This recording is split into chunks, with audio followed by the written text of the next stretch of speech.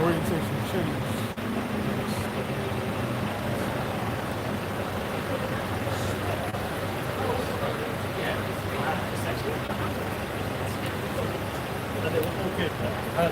Alright, Shalom.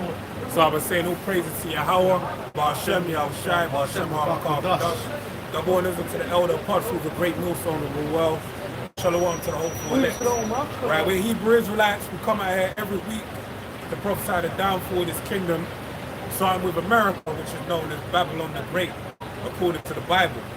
Alright, we are in the last days. Alright, the time of Revelation basically, talking about the beast with the 7 heads and 10 horns, the MOTB, alright, that mark. And this is why you see the things going on with World War III, the financial system, different things within society, alright, they're all around the prophetic events written or documented in the Bible, alright.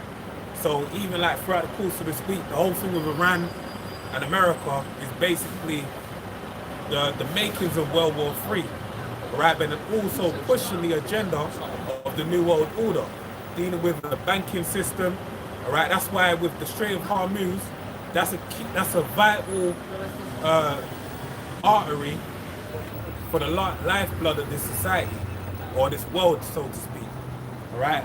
And even though it's only 20%, it has a great effect on everything that's happening on the earth, all right? And with that happening, that's going to be used as a catalyst to bring about this agenda, all right? So that's why you see one of the main reasons why Venezuela, Iran, and you had Trump basically talking about Cuba is because they're nations that don't have a central banking system. And they basically would, if they implemented their New World Order, they would act as a whole. But it'll be outside the system. Outside the system, and it'd be like a leak in the system, right? Because then they don't have total control over the whole world. And that's what they want, total control.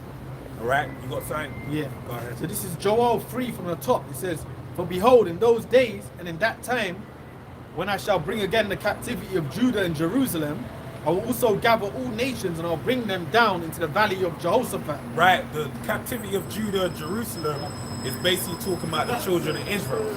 All right, the so-called Negroes, Hispanics, Native Americans, so on and so forth. Not those imposters over there in the land right now that the whole hates. All right, they got a serious disdain. No one likes the so-called Jews. All right, and there's a reason, because Amalek pertaining to the Bible. Right, they're the chief house of Satan. Yeah. And it really proves the point, because according to the prophecy in the Bible, it says when the chosen, the real Israelites go back into the nation, right, the landmass of Israel, over there in the Middle East, that there'll be peace all over the earth. And no nation will learn war no more. But these people that are over there are the polar opposite. They're creating war. They're creating unease and disdain amongst the people. Right? But now, in this present period, we're in the last captivity of the children of Israel, whereby the Heavenly Father said, or better yet, Paul said he spoke about falling away first, right? Whereby we wouldn't be known as the children of God, all right? But it's going to be proved in these last days, as it tells you in Hosea, the 1st chapter. I'm going to read it again from the top and read it. So Joel 3 from the top, it says, "For behold, in those days and in that time, when I shall bring again the captivity of Judah and Jerusalem." Right, into America, being the main place. Go ahead. "I will also gather all nations, and I'll bring them down into the valley of Jehoshaphat." Right, Jehoshaphat goes back to the Hebrew, the name which is Yahweh Shaphat. All right, Yahweh is the name of the Heavenly Father, and Shaphat means judgment in the Hebrew. All right, so this is a figurative place. There ain't no actual place called Jehoshaphat. All right, this is what people will do. Well, the Bible's not real, because where's Jehoshaphat? Where is that place? No, it's a title. It's something that's going to embody the spirit of the judgment of the Heavenly Father. Right? But he's going to mount up these people and gather them in that landmass. Right, go and read on. Yep. It says, "And I'll also gather all nations, and I'll bring them down into the valley of Jehoshaphat." Right, the valley of Jehoshaphat, a lowland, and that's basically speaking about World War III. Right, all these nations are going to come together, and they're going to fight in the valley of lowland, basically like a place where you just drop. It's like dropping in crabs in a bucket or a barrel and just letting them duke it out, trying to get out. That's what the Heavenly Father's going to do with all the nations. Go and read on. Yep. It says, and I'll plead with them there for my people and for my heritage Israel, whom they have scattered among the nations and parted my land. Right, so the Heavenly Father said the reason why he's doing such a thing is because they touched the apple of his eye. Right, so he's basically going to recompense them according to their ways.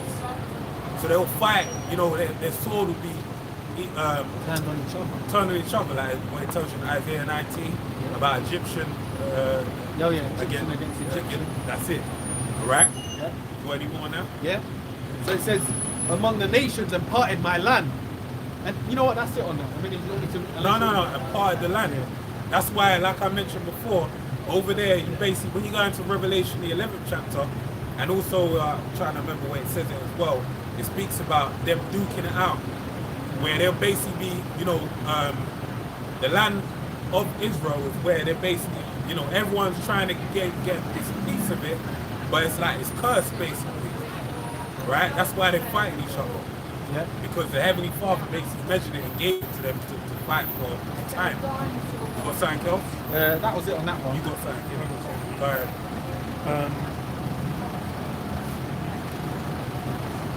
ahead. Daniel 2 and 40. And the fourth kingdom shall be strong as iron, for so much as iron breaketh in pieces and subdueth all things. And Right. Okay. and as iron that breaketh all these, shall it break in pieces and bruise. Right, so this is basically Daniel. This book is provided, this chapter specifically offers a dark saying, parabolic saying about the main kingdoms that rule over the earth. And the last one is spoke of being iron, right? Speaking about the Roman Empire, right? Which now we're in a second, you know, the regeneration or the reincarnation of the Roman Empire, as prophesied over the book of Revelation, about the old serpent coming back, you know, one last time for a little season, right? Yeah. And it says, verse 41, and whereas thou sawest the feet and toes, part of potter's clay and part of iron, the kingdom shall be divided, but it shall be in it of the strength of the iron, for so much as thou sawest the iron mixed with miry clay. Right, so this is the extension of the Roman Empire, right? When it gets revived again, it's not going to have the might of the iron in one's hand. And I even said something because guess what? The Roman Empire fell, right? And they're denoted as the most in this vision.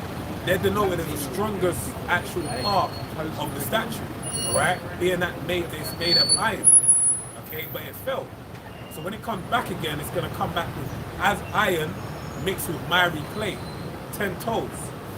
And this is why it said that, what did it say again? It said that it shall not, read it again, Brother Kishon. So and as the toes of the feet are part of iron and part of clay, so the kingdom shall be partly strong and partly broken. Right, so it's going to be partly strong and partly broken. And that's why you have, this is dealing with NATO and the EU, and that's why you have the weaker nations, the pigs, Portugal, Ireland, Italy, Greece, Spain, right? So that's pigs with two eyes, right? But basically, they're the weaker nations that are fracturing the power dynamic of this place, right?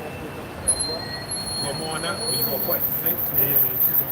It says, and whereas thou sawest iron mixed with the miry clay, they shall mingle themselves with the seed of men, but they shall not cleave one to another, even as iron is not mixed with clay. And yeah, with these different nations, they're not working as one together. You know, you have Brexit as an example you can look to, and then basically the entire relationship that's happened since Trump got his second term, the whole relationship with the EU, with various different nations, was basically crumbled. When it was his first term, it was more China and America, and were at odds. But then since this one's come in, it's basically been amongst his allies, where he's basically been stirring up discontent. And that's basically, you know, the fulfillment of the prophecy. But then even in the midst of those times as well, I'll just read the next verse. It says, and in the days of these kings shall the power of heaven set up a kingdom which shall never be destroyed, and the kingdom shall not be left to other people.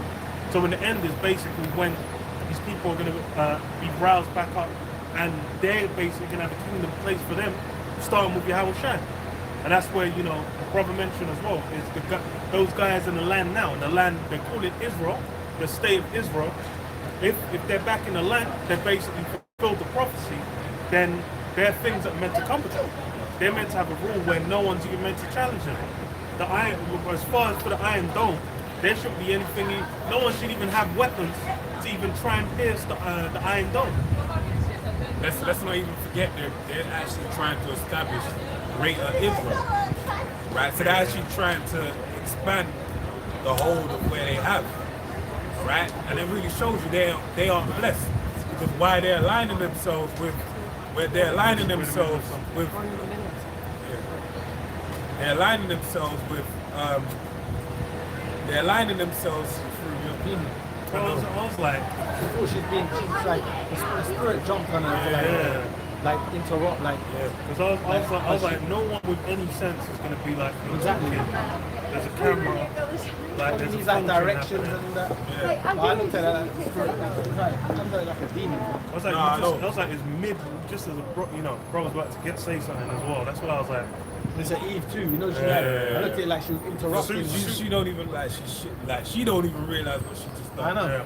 Spirit jumped to her, jumped off. The thing is, she needs directions. Like, bro, it's Interrupting a black man hundreds in of the midst people. of his speech. And then That's asking what that looked like to me. no I one else swear on the that. whole street. Hey, and you got the whole road to ask. That was Satan, man. I know. That's what that was. So the demon actually just controlled. Yeah, it's crazy. Yeah. They're like, I'm trying to. I can read it again. Yeah, read it again.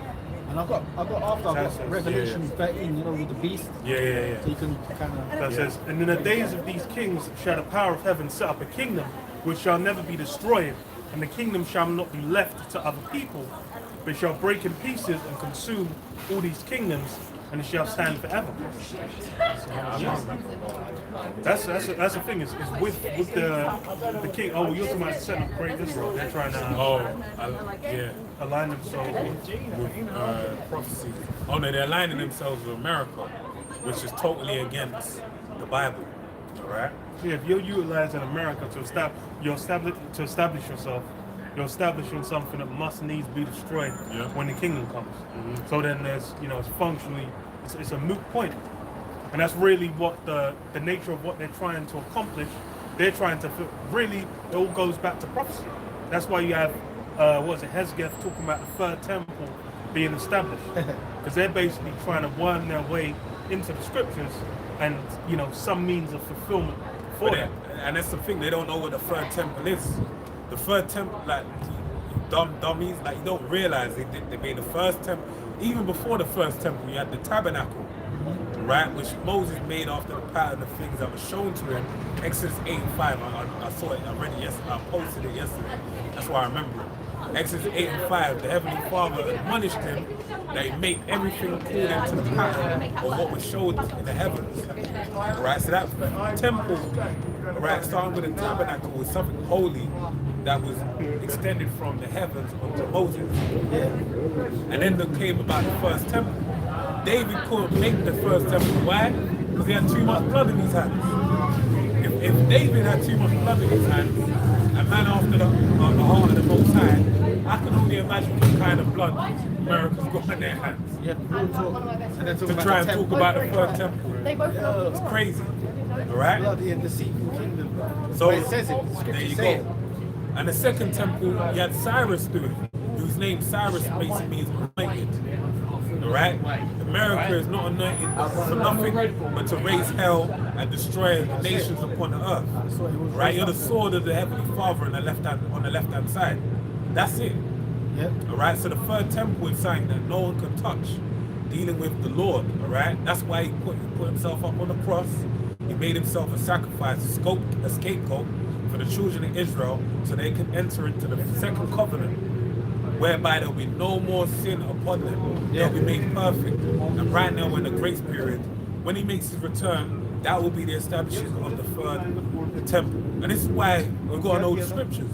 Because if you don't know that, you will hear what he's saying and think, oh yeah, the third temple. Nonsense. Exactly. He ain't talking about nothing. Alright? You need to get with this and learn the true understanding of the Bible, right? Yep. This is Revelation 13. It says, "And I stood upon the sand of the sea, and saw a beast rise up out of the sea, having 7 heads and 10 horns, and upon his horns 10 crowns, and upon his heads the names of blasphemy. Yep. And the beast which I saw," that's basically going into NATO and the EU, man. Yep. And obviously, if you go into their ancient names, that would be what the Gauls, the Spanish, I forgot all the Germania, Major, Minor, the French, which was the Gauls, what other ones? I forgot the names of it. Britain was up in there. Basically what you see today, the modern NATO and the EU. That's what that's going into. But it says the beast that stood upon it, basically upon it, which is representing Babylon, right? And I stood upon the sand of the sea and saw a beast rise up out of the sea, having 7 heads and 10 horns, and upon his horns 10 crowns. And upon his and the sea is talking about people. When you go to the 15th chapter in the same 15th verse in the same chapter, it tells you the seas of people. Yeah. Go down and read on, bro. It says, "And the names of blasphemy." Yeah. And the beast which I saw was like unto a leopard, and his feet were like as. Now this is a different beast that's being spoken of, alright? But it said the beast that he saw was like unto a leopard, alright? It said, and his feet were like unto a bear, right? of a bear. The beginning and the end of Eve, right? It's a beast talking about Esau Edom, the so-called white man as he's known today, and the head of it is what the beginning of it was the leopard. Yeah, which is from Alexander the Greek, right? It spoke about in Revelation, Daniel the 8th chapter, I believe it is, where it speaks about it come quickly by standing like a leopard, right? And they actually went into warfare with a leopard hat, right, in the midst of it, because he basically subdued the whole earth in a quickness. It was swift, 12 years, right? Yeah, 12 years.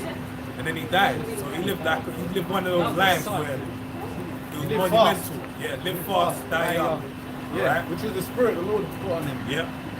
That According leopard, to the way of the word, you know, the way he makes. But in the feet of it, talking about the bear, all right, pertains to Russia, all right, which basically is going to be the end of this man's kingdom. which is happening now. Playing out now. Gone. Because Russia is going to be the main ally of countries like Iran and whatnot to bring Babylon down. Yeah. Because they really, if it was, when it comes to forces, it's really Russia can take on Babylon. Yeah. You know what I'm saying? I see someone tweet basically saying that if America's having a hard time with Iran, imagine if they fight China or Russia involved. Russia. Woo. It's on top. That's what's going on now, right? So it says, and his mouth as the mouth of a lion, and the dragon gave him his power and his seat and great authority. And I saw one of his heads as it were wounded to death, and his deadly wound was healed, and all the world wondered after the beast. Yeah, because that's representing the system today that was healed, but it's basically even going back into the first stage of it, which was the pagan Roman Empire. Because what happened? The pagan Roman Empire fell. That was the injury it received. But then its wound's been healed, which is what you see today. America, which is Babylon the Great, is at the head of the scarlet colored beast that sits on it, and the rest of all these other nations follow along. So that's the Rome again 2.0 healed, man. Right? And what proves this Rome? Many things prove this Rome. The way the voting systems, the Senate systems, the two-party politics that it has, which they have in Rome. Yeah. So we know it's Rome again. And then Esau, the elites, they always know it's Rome, but now it's coming out in modern media that it's Rome. Yeah. Like you're seeing it in Goyim are saying it's Rome again. You get me? These things, how the things of Esau sort out. Exactly.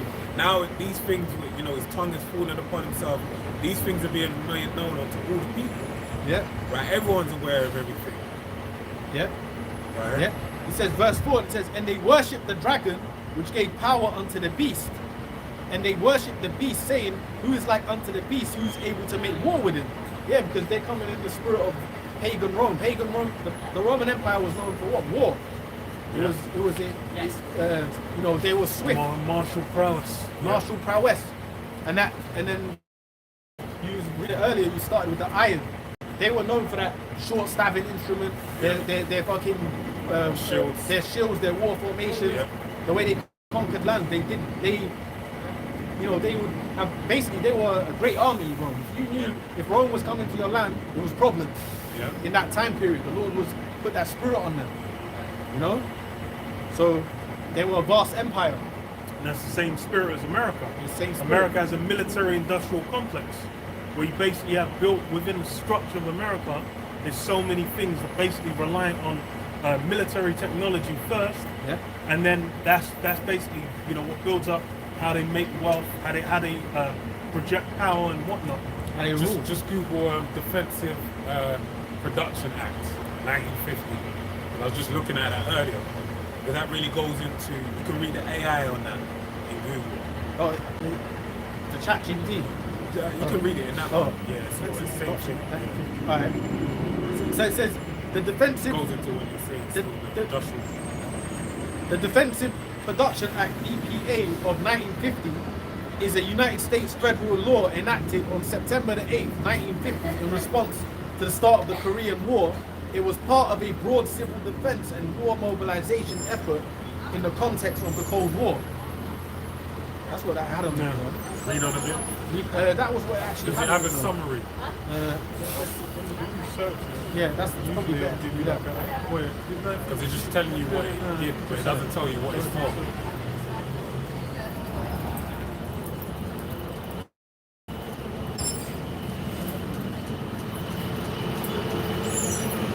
I'll find it. I'll find it now anyway.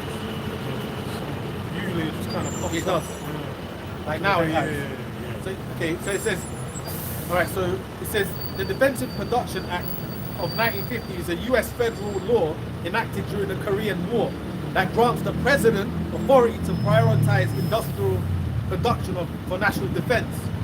It ensures necessary materials are available for the private sector to meet national security and emergency needs, including pandemic responses, disasters, and critical mineral production.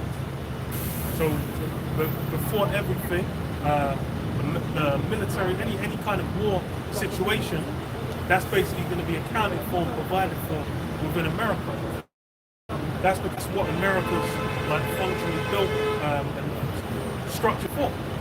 It's a nation that was built. It was even how it came into existence was what the War for Independence, as they call it. Yeah. They basically established it under war, and then it was in a perpetual state of war. Even before that War of Independence, it was them going back and forth with Gad in the land for Esau to gain dominion over it. Yeah, that's it. Yeah, and you know what it says here as well, priorities and allocations, Title 1, authorizes the president to demand that businesses prioritize and accept government contracts to meet national defense requirements. Yeah, so you basically then have to, if it's in the name of national defense, they're just going to come to you and say, okay, yeah, now you got to start making these bullets. Like you got to stop making. You might be making Boeing 737s, but they're going to be like, no, you jump on, start making F-22s. Yeah. Yeah, And that's basically what's happening to the thing with Iran. And it reminds me of what George Orwell in 1984. yeah. Right? Because basically, what were they doing? They were basically working for the system. They become part of a totalitarian state. No free thinking, no There you go. business for your own. Yeah. Basically, you built everything you did was formulated for, you know, like you said, the state. Yeah. It's the same thing, and that's where you even during the time of World War, that's when you had the. Remember in America, you had the strong woman, and that they had the bandanas on. They were making factory bullets, and they did the same thing in Russia. Yeah. The same thing in Russia. UK as well. UK is all over the world. What they do is the so-called women of society. Now you were used for the state to make make the AKs and shit, man. And that's what Shape the mold for the weapons. functionally built up towards women's liberation as well. Yeah. Because women already went into the workplace during World War II in America. it. Then they're like, oh, they to go back home. They're like, well, why can't we go in the workplace? We already handled it. Yeah. But then, and that's really where what is war is at the forefront. And the thing is, anyways, you know, people talk about American values, you know, Christianity, blah blah whatever. Really, it's about war. Esau's what, that red horse, and he had the power to take peace on the earth. Yeah. That's what you're gonna get. I'm gonna get something now. On what you just said. Bear with me a second. On what you just said. Okay, so this is Revelation 13, and it's 11 that I wanted. Well, I'll read it from 10. It says, no, I'll read it from 11. Revelation 13 and 11. And I beheld another beast coming out of the earth, and he had 2 horns like a lamb, and he spake as a dragon. On your point. Yeah, You know 2 what I'm saying? horns like a lamb, and he spake as a dragon. Right. That's the what was it? The two sides. The 2 parties. The 2 Political party. yeah. The same Because thing what's like in today, America, bro. it's Democrats and Republicans, and it was Thingy and Patricians, plebeians and patricians in ancient Rome. So that's another parallel between ancient Rome and now. As far as you see within the American The system, good guys and the fucking guys that are for the elite, right? The so-called yeah, party. the guys for the what they call the working Like class. today, Corbyn would be like Jeremy Corbyn would be like a plebeian. Yeah. He's like he's with Skepta and JME, and he's with the poor blacks, and he goes to the local chicken shop. You see that shit? yeah. With him. They portray him like this, and they're both of the same evil. You know, he works for the same party. That's Part part of the of same the system, beast. innit? Exactly. And it's making, because the beast only spake as a dragon. Right. Right. Draconian rulership.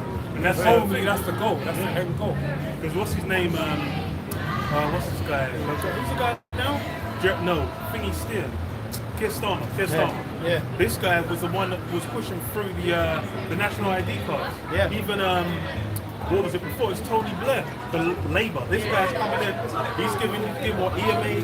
He's freeing up all kinds of social EMA, benefits and whatnot, to where it's making life better for the guy on the bottom. But then in reality, he's pushing through an agenda that the elite fervently desired for. Having those what do you call it, national ID cards, which basically is building the framework for the mob. When you go into the mob, it's basically something that's essential for you to be able to function in society. And that's what Keir Starmer was saying he's going to put through. Now he said it's voluntary. Yeah. But then now in America, Oh yeah, that's you've what I got a was going to Parents say. Aside Act, HR 8250 or 828520, where basically it basically forms as the infrastructure, the making of basically digital IDs, a whole infrastructure where you have, in order for you to access the internet, you have to have an identification, right? So this is what they're setting in stone. But it may fail when it goes through Congress, it may not, whatever. But it's all about the House of Representatives. It's about reading it in, isn't it? Yeah, but it's about like reading it's a it in. process. Yeah. Because look, Even in the UK with the national ID cards, I remember it was being spoken about in the 90s, in the 2000s, late 2000s, Yeah. 2010, like it came back Yeah. time and again, Yeah. and then it's basically just building. And the thing is the justification. A lot of things, it's a matter of building a justification. That's it. When you go to the thing is, the pandemic's a perfect example. Yeah. That basically there was so much justification there. Man was able to give. Yeah, it was. fucking hell. I was Go on, I was girl. thinking, I was She like, looking good. Change up her shit, innit? you know, she got divorced like very recently, like a year looking ago. right. or something. Change up her shit, Yeah, She's doing all that health shit. Yeah. That's Change funny up her as hell. shit. She look good though. She does. But you see it, when you see it with Margarita fucking on their podcast, Oh, yeah. like, these fucking slags. Fucking hell. Yeah, I can't even like she. Yeah. That Way one they looks talk is cake. just That like one looks disgusting. really like, yeah. Yeah, Margarita. I remember I used to see her around Hackney Downs and that. I know she She did looks like something. drained out, bro. Yeah. But I remember her from T4 days. Yeah, of course. She used to look more lively and fresh. More alive. Yeah. There's a few girls from that Channel 4 time. Yeah. I used to bang T4. Remember T4 was Saturday. There's some bait fucking faces. There's like some bait faces on that Yeah. with a fully known. So what were you saying? What was reading Revelation, right? Or the faith and petition. Yeah. Yeah, the 2 different sides. So the one, bro. I see you, you know. Yeah. Yeah. Willing. Alright, bro. Yeah, with the Shy, bro. with these two different sides, it's basically what it's showing that it's really they're all pushing toward the same agenda. Right. Because even when you go with America as well, Joe Biden came in and they're saying, oh, we switched up this and switched up that. But then it was the same, especially when it comes to war agenda and these things. Those things still got carried through to where Trump just inherited them. Because you had because even during it's like with Bush to Obama is a perfect example. Because Obama was coming in on yes we can change whatever. There was that little picture that hope the fucking iconic. That shit was legendary. Because I remember it was like people were like, yeah, you know, being black in America is gonna be blah blah. Bro, it's like none of that came through. Like in reality, it was basically My just president, they just like, my Lambo, I mean, God, that you know, niggas got into their bag, innit? But then what the Boondocks episode showed is that you know life didn't even change. No. And the big one is like even with war, the thing that Trump, Obama, Trump, Biden, Trump again got in on was, oh, we're gonna end the wars, and then like none of them ended the wars. The man we could say ended was what's his face, Afghanistan with Biden. Yeah. But then that was looking like a complete and total failure. Yeah. Because that man had like hanging off the wings. Yeah. It's like they jumped off a ship, A sinking ship, Yeah. basically. Hey, I'm just curious. Yeah. Oh, we're just teaching the Bible. Oh, okay. Yeah. Were You believe in the Bible? Nah, Oh, okay. I'm just curious. What were you curious about? I know you say it. You sign like what does it like what What does it mean? yeah Basically, with this sign, yeah this is basically you know us showcasing to whom it may concern. yeah The 12 nations of Israel. You said you don't believe in the Bible. No. If you go within the Bible, there's a man named Israel. He had 12 sons. Or more than that. But they were the ones that became his nation, basically. Yeah. And everyone has a biblical nationality, so we're just letting these people know. yeah oh okay Yeah. anyway have a good day guys. Alright, take care. You don't know what it seemed like he got like it's on the spectrum. Yeah. Rain Man type shit, just curious. He lets his curiosity He take was him that really that curious. Yeah, He yeah. just was like, Well, I that don't makes know what's sense. going on. I mean, you know, that's sensible. You see a sign to bus lane cameras, Monday to Friday, you know, you're intrigued. You want to know what does it mean? Is it any information to me? Found out it doesn't mean nothing to me. Yeah. You know what I mean? It's weird. But at least he had the wherewithal to Find out the answer. whether it feels anything to him. Because that's funny. There'll be people where they'll see it and just go, oh, and then they'll make up their own mind. Ah, they're Muslims. Over whatever it is, or not knowing. But I read this as well, just to follow up what I was reading before. Revelation 11, and I'll go to verse 11. So it says, and after 3 days and a half, the Spirit of life from the Most High entered into them, and they stood upon their feet, and great fear fell upon them which saw them. And they heard a great voice from heaven, saying unto them, come up hither. And they ascended up to heaven in a cloud, and their enemies beheld them. In the same hour was there a great earthquake. I could have read this for you if you wanted. Oh, you know, I was Quick point? Nah, it wasn't more kind of but I was meant to read it from one and something you said. Yeah, it's 11:11. Revelation 11:11. And after 3 days and a half, the Spirit of life from the Most High entered into them, and they stood upon their feet, and great fear fell upon them which saw them. Yeah, so this is about the resuscitation, the bringing back to life of Israel. And the thing is with Jake being raised back up, is that comes in part and parcel with the fall of Esau. Because what is it, 2 Corinthians 6? 6 and 10? Esau is the end. Yeah. Esau is the end of the world, and Jacob is the beginning of it, the following.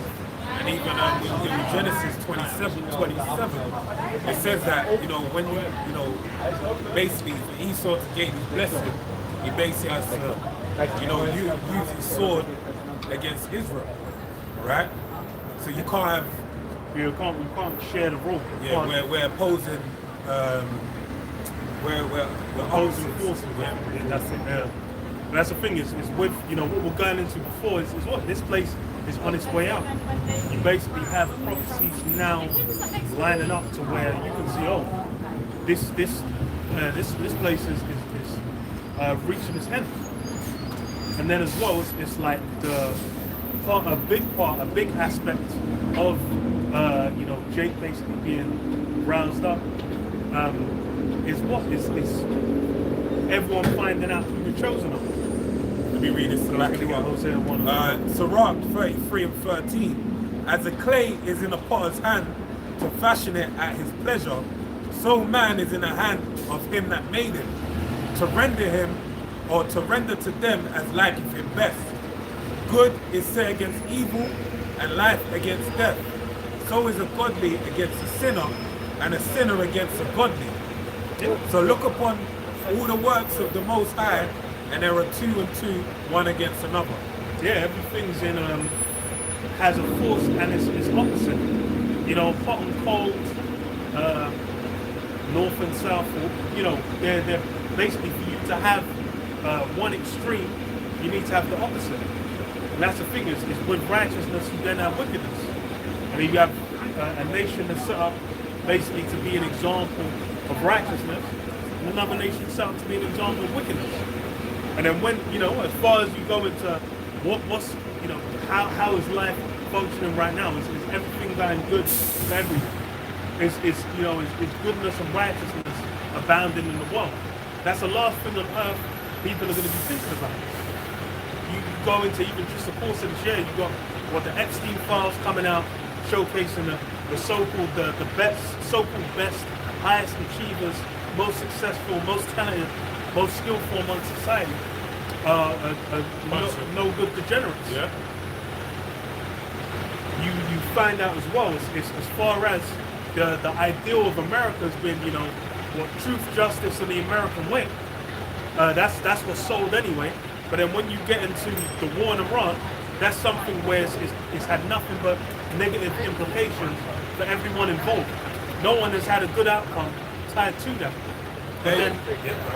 But then it's basically just happening of one man's hubris. And the so-called truth, justice, and American way didn't stop that happening. And there's not going to be any righteous judgment applied to the people doing it. It's the same thing with Iraq.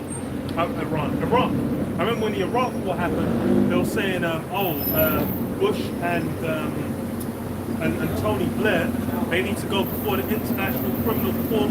They need to be held accountable for what they did. And then you have, like, it's gone to the point where Blair went out there and said, you know, I knew there was a weapons of mass destruction, but I'll do it again. And this guy's just able to still go around and tour and get paid millions to speak. You know, the hell on earth. I'll go back to what, Let me read this in Psalms very quickly. that's fucking legendary pride, man. Yeah. Psalm 17 and 13. Arise, O Lord Yahweh, disappoint him, cast him down. Deliver my soul from the wicked, which is thy sword. From men which are thy hand, O Lord Yahweh, from men of the world, which have their portion in this life, and whose belly thou fillest with thy hid treasure. Yes, They are full of children and leave the rest of their substance to their babes. yes, it's they're getting the fullness of the fatness of the earth of this minute. As far as within this system, they're enjoying all the benefits. They're the ones who basically have all the rules working in their favor. They're able to take full advantage of everything. They're showing the true nature of this system, you know, from as soon as they get in there. And that's really dealing with the elite. When you deal with the average peon, they ain't showcase shit. They're basically just a cog to keep it going. But as far as for the elite, they keep it within, keep it inside their own. But that's why it said their portion in this life. All right? Because where's their portion in this life? It's all of those blessings, but it's done off the back of what? The use of the sword. That's why Blair turned around and said, you know, I lied about it and I'll do it again. All right? If he had to. Because they understand that they need to use it. Like, you've got this, I don't know if you've seen the thing they spoke about a couple of years ago, but I missed it a couple of years ago again. Simeon Toko from Northern Angola. And basically, you know, Prophet did a video on it, podcast spoke about it. But basically, you know, these elites, what they're not telling you, their greatest fear, their deepest, darkest fear and secret, is that they are shook in their boots of the children of Israel. Because this Simeon Togo, he basically doing miracles over in the land of Ham, in Africa, Angola and whatnot. They called him Black Jesus. And they didn't like that. They basically saw out, they had hitmen on his back. Basically killed him on multiple occasions. But they said that many different accounts where people killed him and they said they saw him a few days later, or they saw him come back to life in front of their eyes. And they said that they basically through guile, yeah, like Geronimo basically. Because they through guile, they basically said like, okay, cool, we're gonna introduce you to the UN, we're gonna bring you before the Council of all the Nations, and we're gonna basically work in, you know, favorably with you. And when they got him on the plane to take him over to the UN, you know, Security Council and whatnot, they basically shot him multiple times in the head, killed him, then had a meat grinder on hand that grinded his body, and then put all the portions of his body into radioactive boxes and sent him every which way. He's always a real carnal demon. But then he popped up again later on. The Dragon Balls, isn't it? Yeah. But he popped back up later on. And when he manifests in that time, he basically said, yeah, I see that you lot can't handle me, so I'm gonna go away. But he said in the time to come, there'll be more people like me, and you won't be able to deal with it. Yeah, man, that's crazy. But it's the same spirit with Paul as well. Where it's like basically just coming through and you have a share as well. Well, you jump. I know what you're saying, but you jump from what was being said is a great heavy thing, because he said that there's men like this that are gonna come later on. All right. So we're in that time. Whenever has that happened yet? That hasn't happened. All right. In Isaiah it tells you when the enemy cometh in like a flood, the Most High will lift up a standard against it. What's that standard going to be? That standard is going to be spiritual power. All right. When you deal with all the different men within the things that are written aforetime are written for our learning. All right. When you deal with all the things that Shalom, sister. Shalom. So basically, when you deal with all the things that happened before, what happened? You had different men of the Heavenly Father that they tried to do, you know, crazy things to them, but the Heavenly Father provided a way out, all right, lifted up a standard against them. So this is the same thing. We're in that time basically as we are right now, here in this day, because even when you deal with the spiritual power that Edom has, all right, on the left-hand side, he has some weapons that could, you know, basically deteriorate a being and make it vaporize it. How are you going to be able to stand up against that? All right, we don't own no firearms. We don't even have a shank. All right, we don't have nothing on hand to fight against this man. So we're dealing with it as the way the Heavenly Father sent us. All right, he sent us forward as basically what does it say in the book of Matthew? Sheep amongst wolves. All right. What's the other scripture? Be harmful, wise as a serpent and harmless as a dove. Right, so our thing isn't to be out here. We ain't gonna be Muay Thai kicking people, uppercutting randoms, and that's not what we're about. The Heavenly Father basically gave us a mission, a task, to come out here, prophesy to the wind, right, whether they were here or for bed. Basically, whoever's with it is for them, whoever's against it, it's not for them. Right? It's a sign that's been done over and over and over. You read the Bible, what they do? What did Jeremiah do? What did Isaiah do? What did Ezekiel do? What did Micah do? What did Nehemiah do? What did Ezra do? They all did the same thing. They prophesied whoever it's for, and that's who it was for. Alright? But then when it was time for whatever to happen, the Heavenly Father look at the best example, Gideon, the die one. all right, which means trooper. That really personifies the Heavenly Father's power, because this man was known as a trooper, or warrior, all right. And when he basically came, you have the story of Gideon's 300. They basically went with pots in their hand and fire in their other hand. Basically said, you know, the sword of Gideon is cast upon you, or something like that. Smashed the pot with the fire. I forget how it went, and everyone's sword was cast upon their mate or their friend. So you had the whole army. They basically slew each other and then gave flight. So this really shows you the Heavenly Father has a way, you know, and he's really gonna do it. And you can only imagine, this guy, you go back to the Simeon Toko, he was there doing miracles. He wasn't even doing no kind of, boxing people up and, casting people's head from their body and nothing like that. Right? He was literally just healing the people, like how Shai did. But that's what they did to him. But guess what now? When they come back, it tells you in the book of Jeremiah 16, right? I will send for many fishers, and they shall fish them. And right now we're in a season of fishing, all right? But he said, but then later I'll send for many hunters, and they shall hunt them. So that's what's going to happen, but it's going to be done according to the word of the Heavenly Father, according to his power, right? Because if we were to we've got an example of Acts, the 5th chapter, if we were to say, you know what, let's kick up some dust, cause some ruckus. What are you going to do? You're going to go out and the best thing you could get is to get some serious artillery, man, you got to be heavily juiced in or linked in with some people in the underworld, right, to get some serious artillery. And that ain't going to do nothing. Because like I said before, what is Esau got in his possession? The man's got nuclear weapons, man, pocket nukes, radio guns. Yeah, then what was it? Metal Gear Solid 3, the intro. Man just set up a nuke in Russia to basically spike up the Cold War. And that's the thing as well, is even I didn't watch it, a post started a video saying, Trump was trying to press the nuclear button. Yeah, they stopped him. Yeah, and he's the kind of character who could very well sit like, I wouldn't be surprised if that was the first time.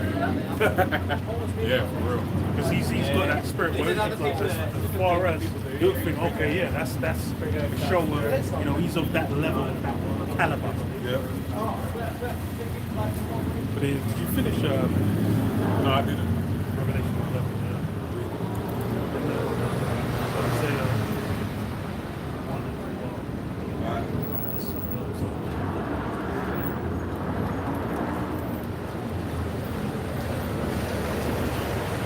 Revelation 11 and 12, it says, and they heard a great voice from heaven saying unto them, come up hither.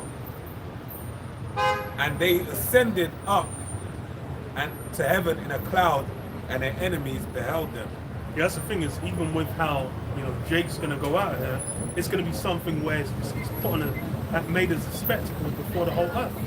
Because that's the thing, even now, as we're prophesying, that's the same thing that's happening.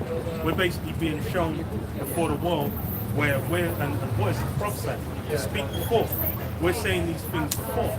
And there's already things that have been fulfilled to where, there was a decade ago, you're talking about World War III, people will be looking at you like you got 7 heads. Yeah.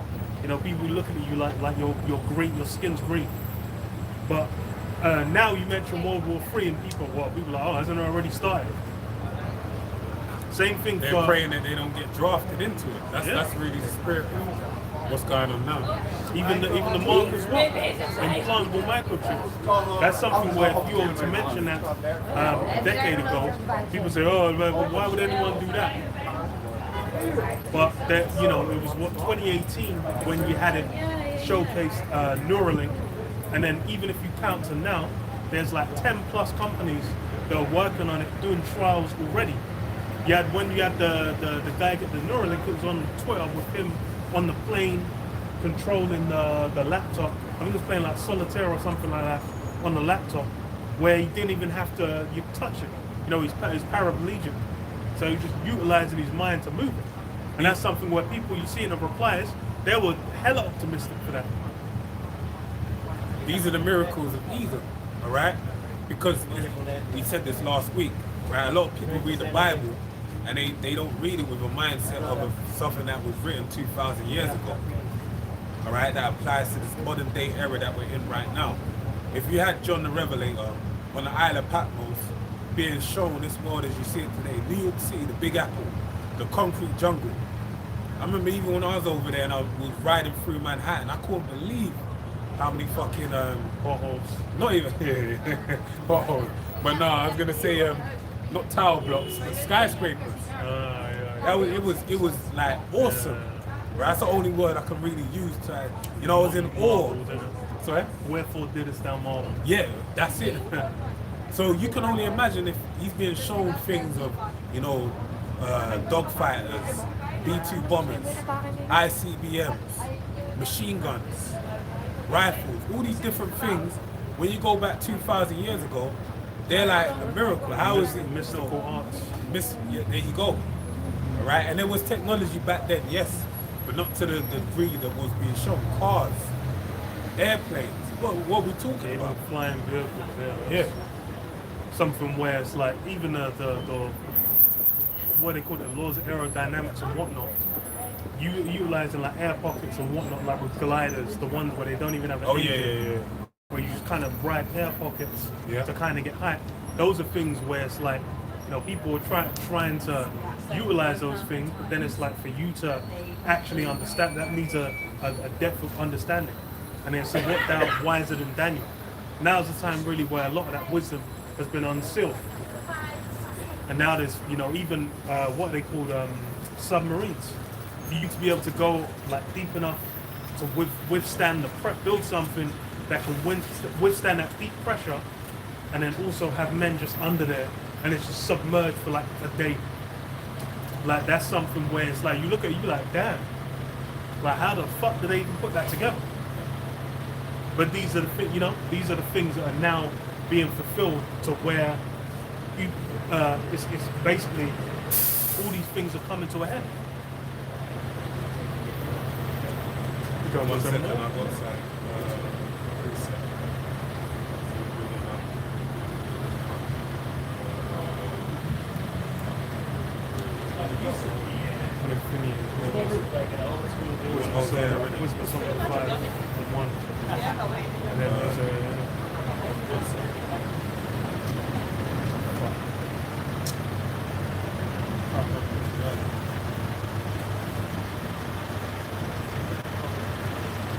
Alright, that's it. Alright, 2 Ezra 4:1. And the angel that was sent unto me, whose name was Uriel, gave me an answer, and said, Thy heart hath gone too far in this world, and thinkest thou to comprehend the way of the Most High? Then said I, Yea, my Lord. And he answered me and said, I am sent to show thee three ways, and set forth three similitudes before thee, whereof if thou canst declare me one, I will show thee also the way that thou desirest to see. And I shall show thee from whence the wicked heart cometh. And I said, Tell on, my Lord. Then said he unto me, Go thy way, weigh me the weight of the flame, or measure me the blast of the wind, or call me again the day that is past. And he then answered I and said, What man is able to do that thou shouldest ask such things of me? Yeah, so these are things where you go to the ancient world, a means of weighing the flame, or calling back a day, or what is it? Where's the wind big? No, not where's the wind big? It's measuring the blast. Measure the blast of the wind. Those are things where but then there weren't the means to do so. But now you've got what is it? Miles per hour for wind, or kilometers per hour, I guess. There are different ways of measuring the wind, and then even what they call weather systems, I guess. Wait a second, there's something system. I think it's weather system. We ain't even going into that. They're there. Yeah, and then this man has a means of doing it. Yeah, like weighing the flame, those things. Fahrenheit, Celsius. And And then, You know, there ain't even only one way, there's multiple yeah, ways. there's multiple ones. And then calling back the day, it's like there was a point in time, even when like video cameras or whatnot were a new thing, that was a mark then. But now, or even like the camera, just a regular camera, where you just take a bit like, I think the first recording was like of a train, and then even they said like, oh, they didn't realize like horses lift both their legs, all four of their legs off the ground when they're running. When they got a camera, is when they kind of realized that in modern times. But it was like with a camera, even that things were discovered just with still images. And then like you push it forward to now. Now it's like you can record in like 240 frames, slow-mo, whatever, like on your iPhone. On your smartphone, you can record in high definition. There was a Huawei where you had the guy where it was in like a skyscraper. Then I remember there was a video and it's like it just zooms in on his phone. Then you can see someone like jogging in the street. So even as far as just with the technology of like a smartphone, that's on a super level. But then when you get to like even satellite, what is it, like the satellite telescopes and whatnot, then you can be up in the heavens and then people are, oh, you can see someone walking around. If they wanted to track you in certain outdoor locations, they could just move a satellite over, be like, okay, yeah, just go down, track in on him. And then, you know, they can do, like these things can be recorded. So they can record that, they can bring that up in court and be like, okay, so here he was doing this. There'll be murder cases or whatnot where they'll say, you watch that, what is it, JCS or whatever, where it will show, oh, there was footage afterwards where he said he was here, but then they got a guy driving his car, and then there was like a petrol station or a library or whatever, the camera facing out says, oh, this is your car, this is you driving it, whatever. So all those things are what for the ancient was in the ancient world, it's like, how could that even be possible? And even for now, like people don't really understand how these things work, but they know it's something that can be done. You set an oven to like 180 degrees, 220 degrees Celsius, you're gonna know kind of like, okay, what you're getting into. You know, if you take your temperature and then it's like your temperature's too low or too high, you're going to be able to tell like, oh, okay, that's good or bad or just fine. We read these precepts. Daniel 7 and 8. I considered the horns, and behold, there came up among them another little horn, before whom there were 3 of the first horns plucked up by the roots. And behold, in this horn were eyes like the eyes of man, and a mouth speaking great things. Yeah, that great wisdom. That's really one of the big defining things for Esau's rulership is what that weaponry, that martial prowess, and the wisdom as well. Because even a key part of defining Esau and Esau's fall is setting thy nest among the stars, getting up, even being able to push a rocket and send people into space. That takes like legendary amounts of wisdom, information, testing, capabilities and whatnot. You need all kinds of different materials. You need to be able to calculate, okay, what's the trajectory and how much force are we going to need, like, and then balance out how much propulsion are you going to have versus how many people you can even have in there and whatnot. For you to get into the heavens is one of the greatest feats. Well, that's why it said eyes like a man. The eyes like a man is basically the wisdom of this man. So it's kind of like, We read this up Ezekiel 28 and 3. Behold, thou art wiser than Daniel. There is no secret that they can hide from me.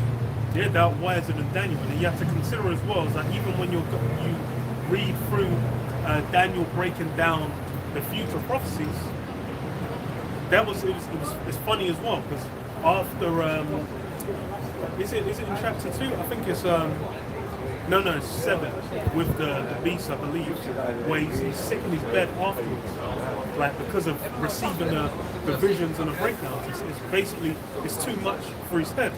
But then even with Daniel had supreme wisdom to break down and explain those future prophecies, to break down what the end times was going to be, But then it's even compared to that's something Esau's exceeded.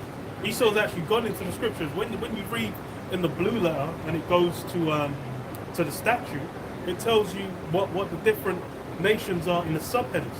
It'll say, Media, Persia, Greece, Rome, whatever. Esau's also got into those wisdoms as well. And he's exceeded what was known. But then that's the thing, is even for the prophecies, what's saying Daniel 12, shut up the words and seal the book until the time of the end. Even the understanding, that's something, a lot of those things, you'll need to be in this time to break it down. As far as for the mark, you have to be in this time, ICBMs. You'd have to be in this time to break those down. The terminology didn't even exist to break it down. Joel 2, where it's talking about the horses, where they don't break ranks. Those are things where it's like you would need the terminology now to kind of break it down. And that's the thing, is when you consider a missile, and an ICBM especially, that's something that breaks through the atmosphere. Imagine, like, in the ancient world, a trebuchet or a catapult or something, or a ballista, where you've been able to smash city walls from like hundreds of miles out. That's something that's great and mystical. So how much more mystical is you watch an ICBM leave a silo, go into space, and land somewhere else on Earth and blow them off the face of the Earth and make them cease to exist. These are things where it's a great amount of wisdom that's been shown, and it's abnormal. But then it's for the sake of prophecy, because now's the time where, a level of strength that made Oppenheimer say, "What? I am become death, the destroyer of worlds." That level of might, basically being able to be utilized by Esau, he really has thought he's become a god on earth. Read this back up. Revelation 13, I'll get straight to the point, verse 14. And deceiveth them that dwell on the earth by means of those miracles which he had power to do in the sight of the beast, saying to them that dwell on the earth that they should make an image to the beast which had the wound by a sword and did live. And he had power to give life unto the image of the beast, that the image of the beast should both speak and cause that as many as would not worship the image of the beast should be killed. Yeah, even with that image of the beast, man, a big aspect of that is these different technologies Esau's got, the military capabilities he's got, the understanding even of the world that he's got. These are all things where that lines up with how people view Esau. They're basically thinking like, yo, this guy's unraveled all the secrets of the earth. This guy's got deep into the mystical arts of everything. It's like, who can even possibly contend with it? And then everyone buys into that system. Everyone buys into that image. But the main way that buy into that image is because of the miracle. Alright, the miracle being that of making fire come down from heaven. When that was first done in this, I did. Yeah, and that's I did actually read it before. Yeah, that's but what it said miracles. I mean, you could have asked me to read it. Yeah, no, I was the miracle is basically that. So the miracle is basically to bring fire down from heaven. Right, at first was actually done according to the beast system, was done in Yugoslavia, but America, as far as Babylon the Great doing it, was on Japan with the atomic bombs.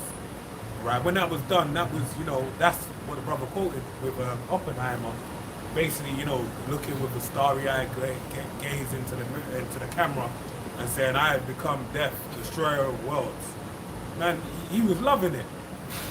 Right? Because that really set, that set a precedent.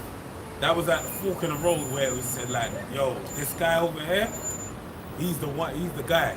Right? Everyone fall back. Yeah, supreme dominion. And then it formed into the arms race that we have today as time has gone on. Right? Everyone fell in line. Everyone, basically tried to, form, an allegiance, like an alliance with them, or Russia basically. Because really it came out of what? The German scientists that were in Nazi Germany, all right? But this really shows you the time we're in.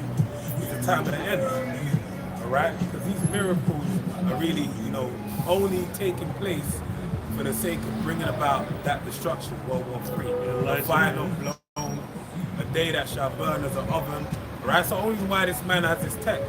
You know, as the Lord said to Peter, them that take up the sword shall die by the sword. You live by it, you die by it, right? That's the thing as well. Was it let favor be shown to the wicked, yet will they not learn righteousness? Yeah. That's the thing as well. It's like it's not just that Esau's, you know, just been given a means to destroy. He's been given a means to do good in the earth if he should so desire. As far as with Amalek, they've had the land. They've been in the land. They could have done all kinds of goodness. Their true spirit, their nature has basically been showcased. And that's the same thing. It's even amongst Esau. They've not even those at their rule, those in the elite class. They're not looking at the average everyday Edomite like they're their brethren. Let me read this. This is the book of Revelation 20:1. And I saw an angel come down from heaven, having the key of the bottomless pit, and a great chain in his hand, and laid hold on the dragon, the old serpent, which is the devil and Satan, and bound him 1,000 years.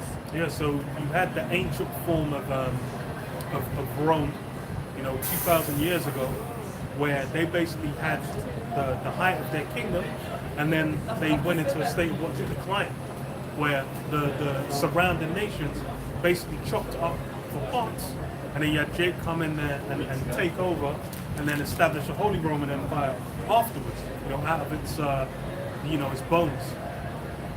And that's when you basically had that chain put on Esau, where he didn't have to rule. He was basically shunned from amongst people, and you know he was kept to himself. You had the Israelites ruling during that time, during the time of the Middle Ages. Right, they went under the names of the Vikings, the Anglo-Saxons, the Jews. All right, these different names pertain to the children of Israel, right, who are so-called black people. All right, that was when you deal with the fall of the pagan Roman Empire, and you still had the going on of the Holy Roman Empire. That was the Greeks. Why did Greek become the main language spoke in the Holy Roman Empire? If people want, when you read the Bible in the New Testament, it spoke of there neither Jew nor Greek. Why did it speak of there not being Jew nor Greek? Because the kingdom prior, or the rulers prior to the time of the Roman Empire, were that of the Greeks, where they Hellenized the earth. And when you go into Daniel the 11th chapter, it speaks of the king of the south and the king of the north. And that basically speaks of the Syrian wars, right, that happened during the time of, between the dynasty, Hellenistic period between the Ptolemaic and Seleucid line, duking it out for the landmass that basically pertains to the children of Israel. And they were heavily under the influence of the Greek customs and Hellenization of our people during that time. So when now you had the fall of Rome, you had our people that basically came up and rose up and took over the Roman Empire, bring about the Holy Roman Empire. That's why Greek became one of the main languages spoke, because that's what the language our people were speaking during that time. Right? Really, that came. Really, we came into rulership after that of the Flavian dynasty. All right, I had the name, but it's escaping me. But the Caesar that no, I know their names. That's the Flavian dynasty, but I'm trying. I forgot who came into play afterwards. But basically, that's not Septimius Severus. No, it's But basically, that's when you had the change, right? But during that time, Esau was as quiet as a mouse, all right? As quiet as a church mouse, mind you. So he wasn't nowhere to be seen until that's when Job, the 30th chapter came into play. You might as well read that as well, Baba Bashar, after you find out if he wrong, right? Because he basically fell into a great, but it was like his whole nation lived out what is it Nebuchadnezzar lived, right, where he basically became like a beast on the field. That's what happened to Esau as a nation, all right?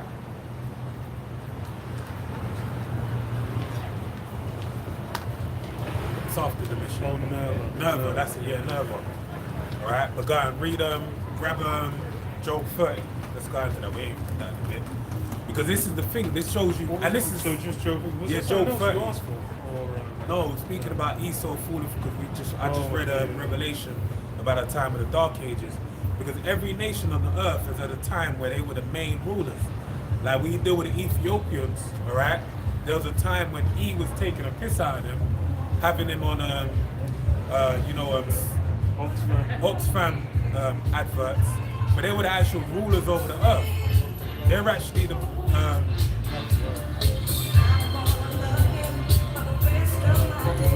I know. That's gonna be annoying.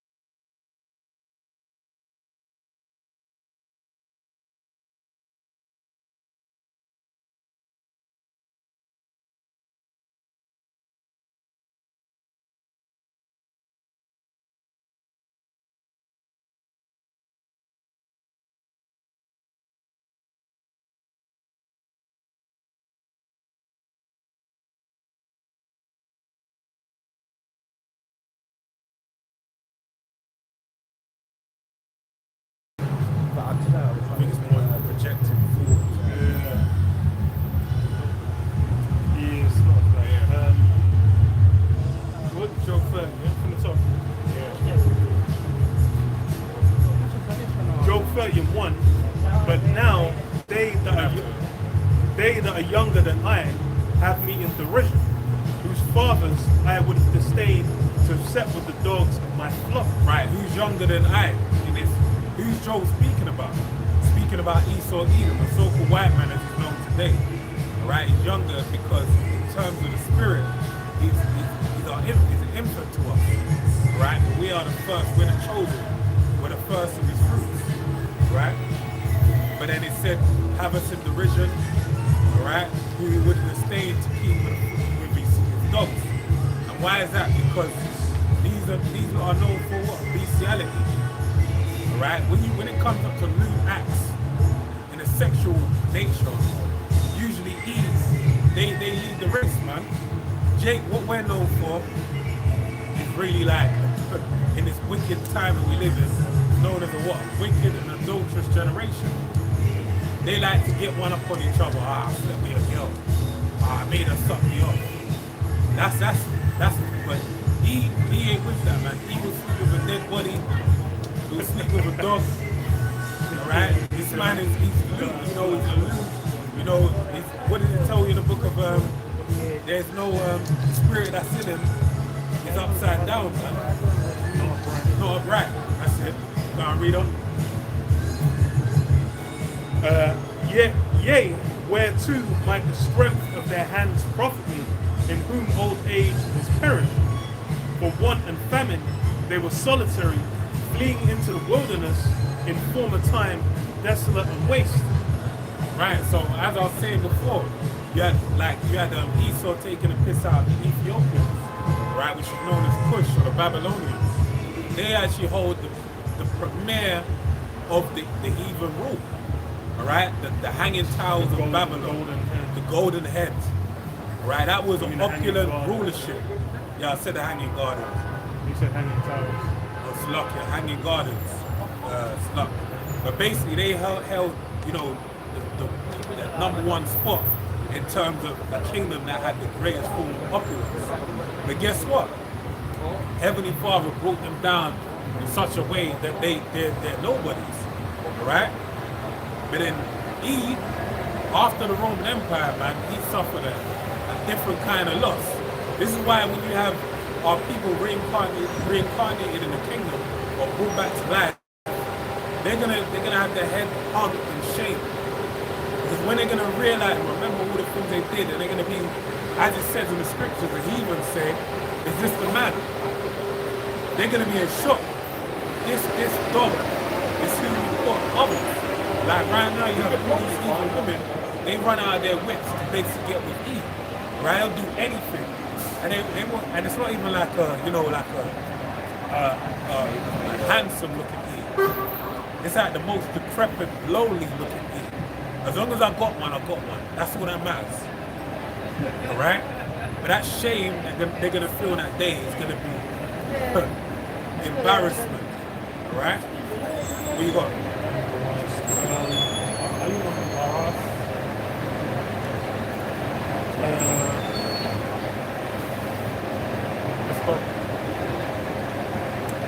Isaiah 14 and 16 says, They that see thee shall narrowly look upon thee and consider thee, saying, Is this the man that made the earth to tremble, that did shake kingdoms? Right, so it's going to come back around. There's no new thing under the sun, as Solomon said in the book of Ecclesiastes. Right, you had it at the top one time before, then you fell with the Roman Empire. And now guess what? We're in a time of, as I read before, Revelation 20, where you're going to rule for a little season. Heavenly Father's giving you, all the toys and all the ability and all the prowess in this time to basically rule. But guess what's going to happen? You're going to fall just as you did before, and these are the things that are going to be said. All right? Read on. That did shake kingdoms, that made the world as a wilderness, and destroyed the cities thereof, and opened up the house of his prisoners. All the kings of the nations, even all of them, lie in glory, every one in his own house. But thou art cast out of thy grave like an abominable branch, and as the raiment of those, as a remnant of those that are slain, thrust through with a sword, that go down to the stones of the pit, as a carcass trodden under feet. Thou shalt be joined with them in burial, because thou hast destroyed thy land. You guys Jewish? Right. Destroyed thy land and slain thy people.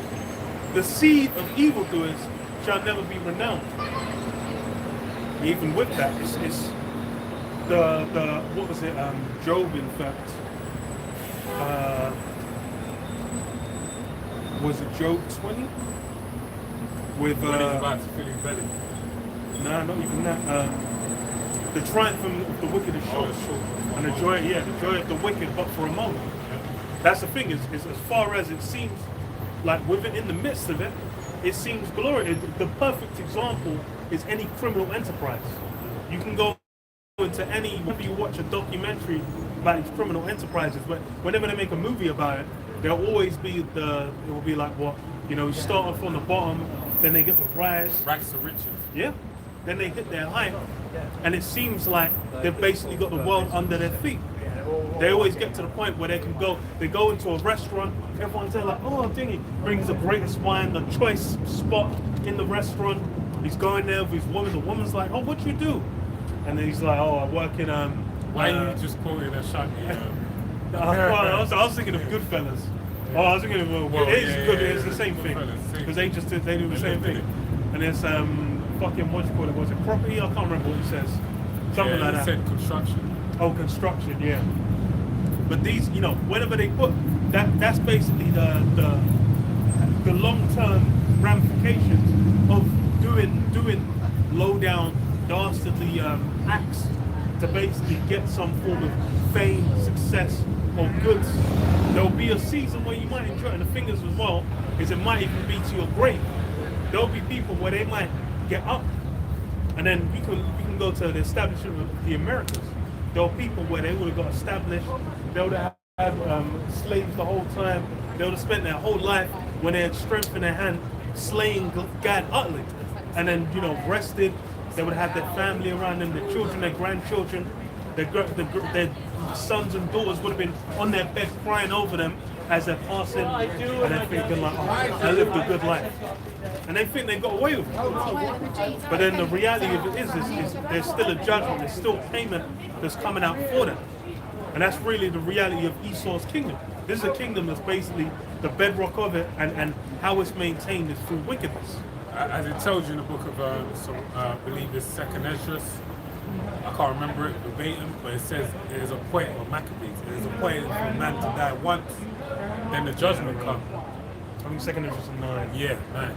No, But also in Hebrews, because I know it links up with Hebrews 9. But basically then, you know, but then we shall live again. Right? So you don't know that to every third and fourth generation, or to whatever the will of the Heavenly Father is, you come back again. You live over and over again. Len Hoddle, back in the 90s, when he said, disabled people, he felt like they disabled because of the life they lived before. The Heavenly Father cursed them, and it caused a big hubbub over in the UK. He said nothing wrong. He was in the right to say that. He was up on something more. He should have been more than a football coach. He was in the He should have grabbed a garment and a Bible and a 12 tribes sign and start prophesying on one of the main highways or byways on the roads. Because the Heavenly Father opened his mind to something very heavy and spiritual. Alright? But that's how it is. So people are doing these things, and you don't know that this is why we're in the position we're in right now. Right? Because the Heavenly Father, we're paying for the time that we owe from the previous lifetime. Right? And everyone's going to have to. Everything's going to come to account in something when the Heavenly Father desires. Job 30, just finish on that, and then we'll go to Hosea. I'll read Hosea 1 for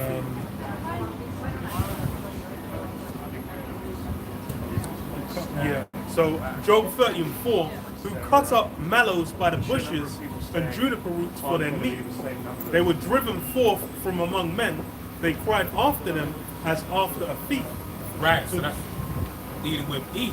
All right. When it was in Europe, basically it was driven away from people. So this was this is something that happened, and it's documented. You have the picture where it says a wild man being chased in the medieval period. These things were happening back then. All right, and this is the thing. Propaganda is a powerful tool, a great tool. This is why you have when you deal with the media stations over here in the UK. Before really there was only the BBC, the British Broadcasting Corporation, and they had a monopoly on all forms of media that was perpetuated to the people. All right, and then you had different channels come afterwards. But now with the internet, with the onset of the internet, now you got everyone can basically present the truth. Like all the propaganda. Did you have a question? Yes, I don't understand what's going on here and what you are presenting and what your purpose. Oh, we're teaching the Bible basically. I'll teach Bible. Yes. Oh, We're great. just teaching about the 12 tribes, which is basically, are you familiar with the Bible? No, I'm not any religion yet, but more working Tao. Do you know Taoism? Yes, a little bit Taoism. Yeah. Okay, cool. That's good. Yeah, it's more or less just teaching the Bible. So we're teaching about the 12 tribes. Oh, okay. You can all memorize about this content, and you can just do it's a live stream. Yeah. Okay. So that's on YouTube. Okay, so you start to do this for how long? Over a decade at this point? 15 years. 15 on years. Really? How old are you guys? You look so young, like graduate student or student? Nearly mid-30s. Nearly 40. Yeah. How many followers for your YouTube channel? Not a lot, but there's a lot of us that do this all over the world. Oh, really? It's like a group of people Yeah. doing the same thing at the same time, just different locations. Different locations, yeah. Really, super. Even in London, we were part of a bigger group, Yeah. but now there's loads of different groups now. Oh, So before we'd have like 500 views, like we got a video that went viral, it's got over 1 million views. so where are you guys come from? Country-wise, Yes. Nigeria originally. Yeah, Nigeria. Okay. Yeah. So also Christian is your kind of country religion, common religion, no? It's more of a, the best way to say it is like we were Christian before, but then we got introduced to some teachers that showed us the truth of the Bible. Greater understanding of it. Yeah. So like even now, the main thing that we're really out here to let people know is like with World War III. Like World War III? Yeah, with things going on. A lot of the stuff is in the Bible. It's actually prophesied in the Bible. Really? Spoken. Yeah. Already World War III? Yeah. How can you define the World War III? Oh well, the Bible speaks about it. I would love to listen. Yeah. I'll read how to define it is the best way. I'll grab Isaiah 9 and 5. It says Isaiah, the Bible 9 and 5. For every battle of the warrior is with confused noise and garments rolled in blood, but this shall be with burning and fuel of fire. So basically, you have it's only really within like the end of World War II. You had the onset of atomic power, and then the atomic bomb, which was utilized to end World War II. Yeah. With Japan basically dropping the 2 bombs on Japan. Yes. So the nature of warfare, like when you're utilizing atomic bombs, is very different from like even World War One was like trench warfare, or like different battlefields in World War Two where people had guns, artillery, and whatnot. And if you go back even to how the Greeks, the Romans, the Persians, the Babylonians fought wars, the Egyptians, the people on the ground, you might have had bows and arrows, catapults, ballistas, whatever. But then it was men kind of on the ground, utilizing weaponry against one another. But then with, the modern age, even, outside of just atomic warfare, you have drones, America will do like a no-fly zone, where they'll utilize, airborne missiles, weapon systems and whatnot, and there's fighting over that more so. So it's a different nature of warfare. And with, atomic bombs, after them you had hydrogen bombs and nuclear missiles. So that's basically the nature of the fire is that nuclear weaponry where you had the Cold War that was basically not really fought, but that was the focus. Yeah. Who's gonna fire the missiles first? And basically with World War III, it's the war where those missiles will be used. Let me read this to another point. Revelation 8 and 13. And I beheld and heard an angel flying through the midst of heaven, saying with a loud voice, Woe, woe, woe, to the inhabitants of earth, by reason of the other voices of the trumpet of the 3 angels which are yet to sound. Yeah, so the angel said, woe, woe, woe, and woe means destruction. And basically with, the trumpets that are yet to sound, it was for the First, Second, and Third World Wars. And it's interchangeable, the word woe is interchangeable with war. So it basically spoke of, because the First World War was known as what? The war to end all wars. The war was it was the first time they used the form of technology they had with guns and rifles, that the level of trauma on the battlefield, their nurses and their doctors weren't able to deal with it. You had people suffering from shell shock, because that was the first time they were throwing like shells and things of that nature, and it made people go to a place mentally. You can look at it, I'm laughing, but it isn't funny. But if you Google it, you'll see people with the sound of like warfare, they'll go into shell shock, they'll lose their mind. So the war that happened, the First World War, the Great War, even my dad, we're brothers, my dad when he spoke to me, he was telling me about people that when he was growing up, they were telling him about the wars, like World War I and World War II. People that were telling him and informing him. But it was known as the war, the Great War, because it was so monumental. But like I just read, there's 3 of them.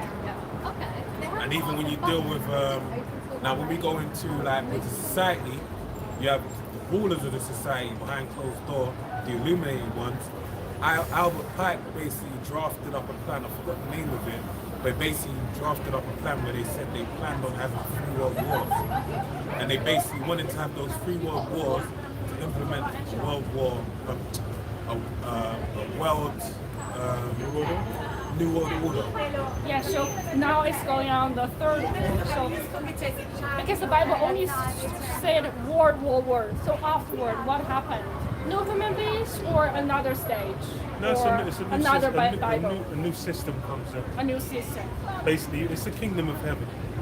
So the kingdom Yes. of heaven will be underneath who the world calls Jesus Christ, but his name's Yahweh Shai. It'll be his system basically coming in after.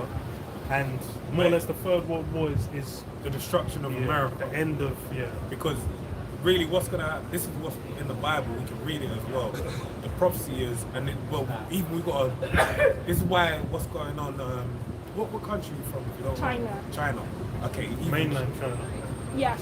Okay, that's cool. Because basically, you would be aware there's a power struggle between China, Russia, America. So there's different things being implemented because they want to establish a type of society. All right. So this is why when you have the thing going on with Iran right now, the resources with the oil, right, the control of the oil is part of them implementing a new system. So they want to establish, like, I'm sure I don't know it, but you may be more aware, you might even know it better than me, but the social credit system, whereby you have access to certain things. Where this is talking about I think there's like 3 or 4 cities is established. where you have basically, you're not allowed into certain cities unless you're accredited or an allowance, bless you. And that's talking about the, what's the thing called? The MOTB, the mark of the beast in the Bible. So basically, it's a prophecy in the Bible where it says no man can buy or sell unless he has a chip. So the mark, and the mark is a microchip. Yeah. So they want to chip all the people, so you have total control. Yeah. Everywhere you go, we can keep an eye on you, and we can give you access if we want to give you access, or we can deny you access. So It's all like a robot. basically, and this to an extent, and that's basically why you have AI coming into play. You have different things with the monetary system, control of resources. What's the other thing they're talking about? Not global warming, energy, carbon footprint, and all this type of stuff. It's basically to control your movement and have total control. But this is that's what's going to lead up to World War III. All right, because they want to basically control where you move. The pandemic as well. That was also part. So that's like as far as the How do you shift. see about pandemic? Sorry. Well, with the pandemic, it's if you can say I don't know if you were in London at the time, but prior to the pandemic, like there was a lot more places where they accepted cash and contactless wasn't as utilized everywhere as it is now. Like basically during the time of the pandemic, they basically said like, it's more dangerous to use cash because it's easier to spread. So it's better to just stick to card payments. And then as well, a lot of shops stopped taking cash because they said, it's easier to kind of spread through that. And then it switched to contactless. But then after the lockdown ended, the pandemic ended, everyone still Getting used to it. stuck to using contactless. So it's similar with, if enough of a crisis occurs, then changing the fundamental systems of how things are becomes justified. And then with now you have the price of fuel. That's something that's become a big issue. And the price of fuel underpins the price of everything, because every part of the economy works with like transporting goods from one place to another, which requires fuel. So just like during the pandemic, I remember when even this other one to look to as well was the war between Russia and Ukraine. When the war started with Russia and Ukraine, they basically had like a lot of grain basically restricted from coming out of that region. And I believe at the time it was 60 to 70% of grain in the global economy came out of there. So you had the price of wheat, pasta, all these different things go up, feed for animals as well. And that's something where the prices went up and they didn't go down because the war's still going on. So even with the Iran war as well, where they're saying it's not peace treaty, but it's not standstill. What's the term? They're basically what? Armistice or whatever the term would be. They're basically called on having war, and people can go through the scrape. But then if it flares back up, then once again you're going to have, like, it's going to shock the economy. And then if it hits a point where it becomes unsustainable, then they can justify, oh, we need to shift to a new system. Because it's like contactless. And do you think who gonna hold the new system? It's cheap, right? But Chris is gonna be a person, and to control the system, or who? Which country, or what kind of people? Well, that's a good question. Yeah. Well, the funny thing about that, Yeah. overly, you heard of the Rothschilds? Well, Rothschilds. I don't Okay, know. the banking family. Oh yeah. Rothschild banking yeah. family. Yes. So if you're familiar, they got a movie on YouTube actually, where in the movie it shows you how they rose to prominence. Where basically it was by use of their network of informants that they have, they basically leveraged the battle of Waterloo to basically sell off their stocks, make everyone else sell off their stocks, and use someone else to buy it.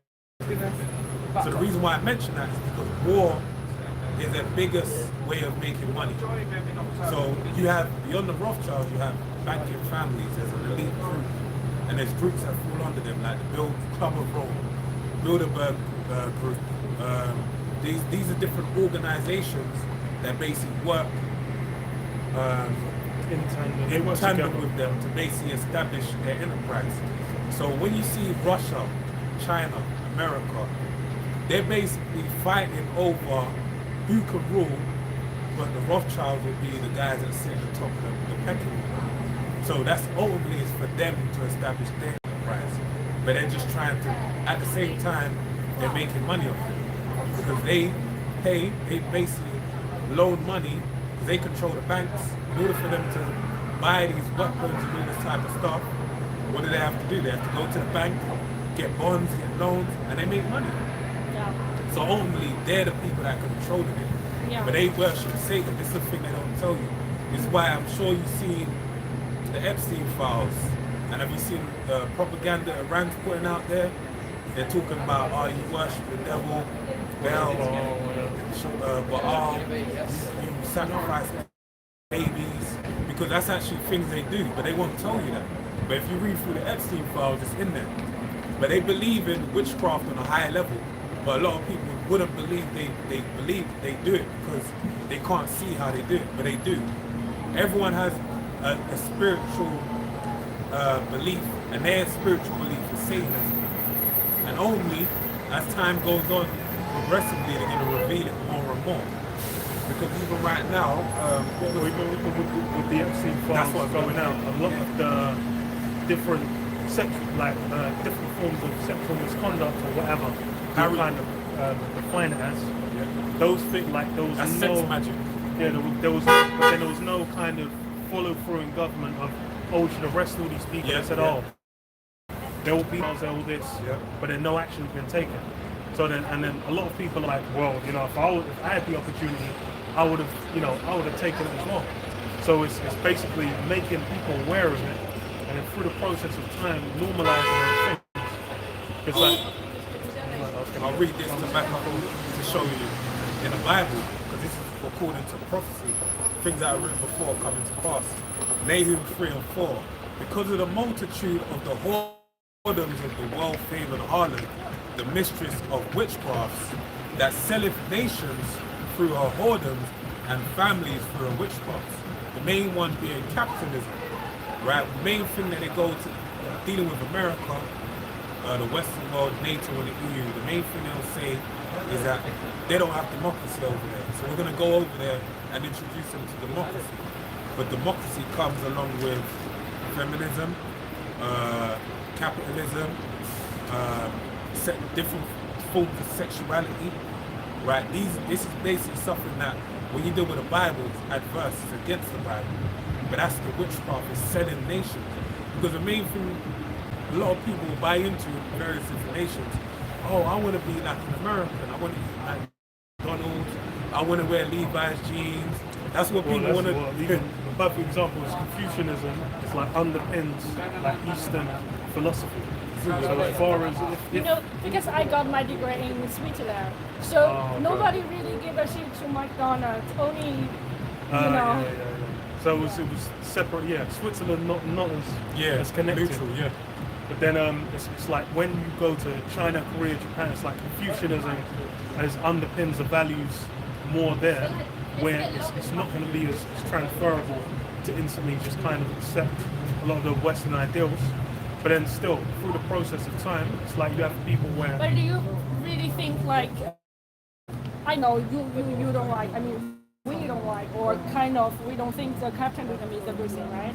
But in China, there's another way of the socialism, but not completely social, like half capitalism and half, half socialism. So you see in China it's not transparent, right? And here, do you think it's transparent? No, it's that's the thing, it's the same, yeah. It's just they just named it differently, but the same. And it's the thing is as well, is just as like in China, it's like as far as you like once you hit a certain level, then you can like your conduct, things you can do and whatnot, you can do more. But it's like there's a ceiling, it's like there's a ceiling you kind of hit as well. It's the same thing here. It's like you might get a lot of money, you have people that get fame, success, whatever, but then it's like if they're not paying their tax, if they're not doing certain things, you still can't, you can get caught.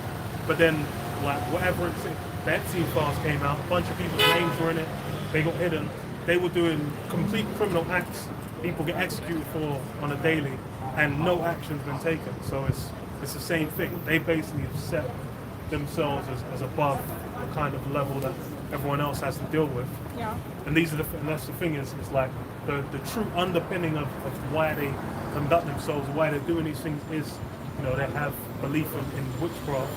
And the funny thing is even in the Western world as well, like witchcraft was kind of big in like the early 1900s, late 1800s, but then it kind of had a lull.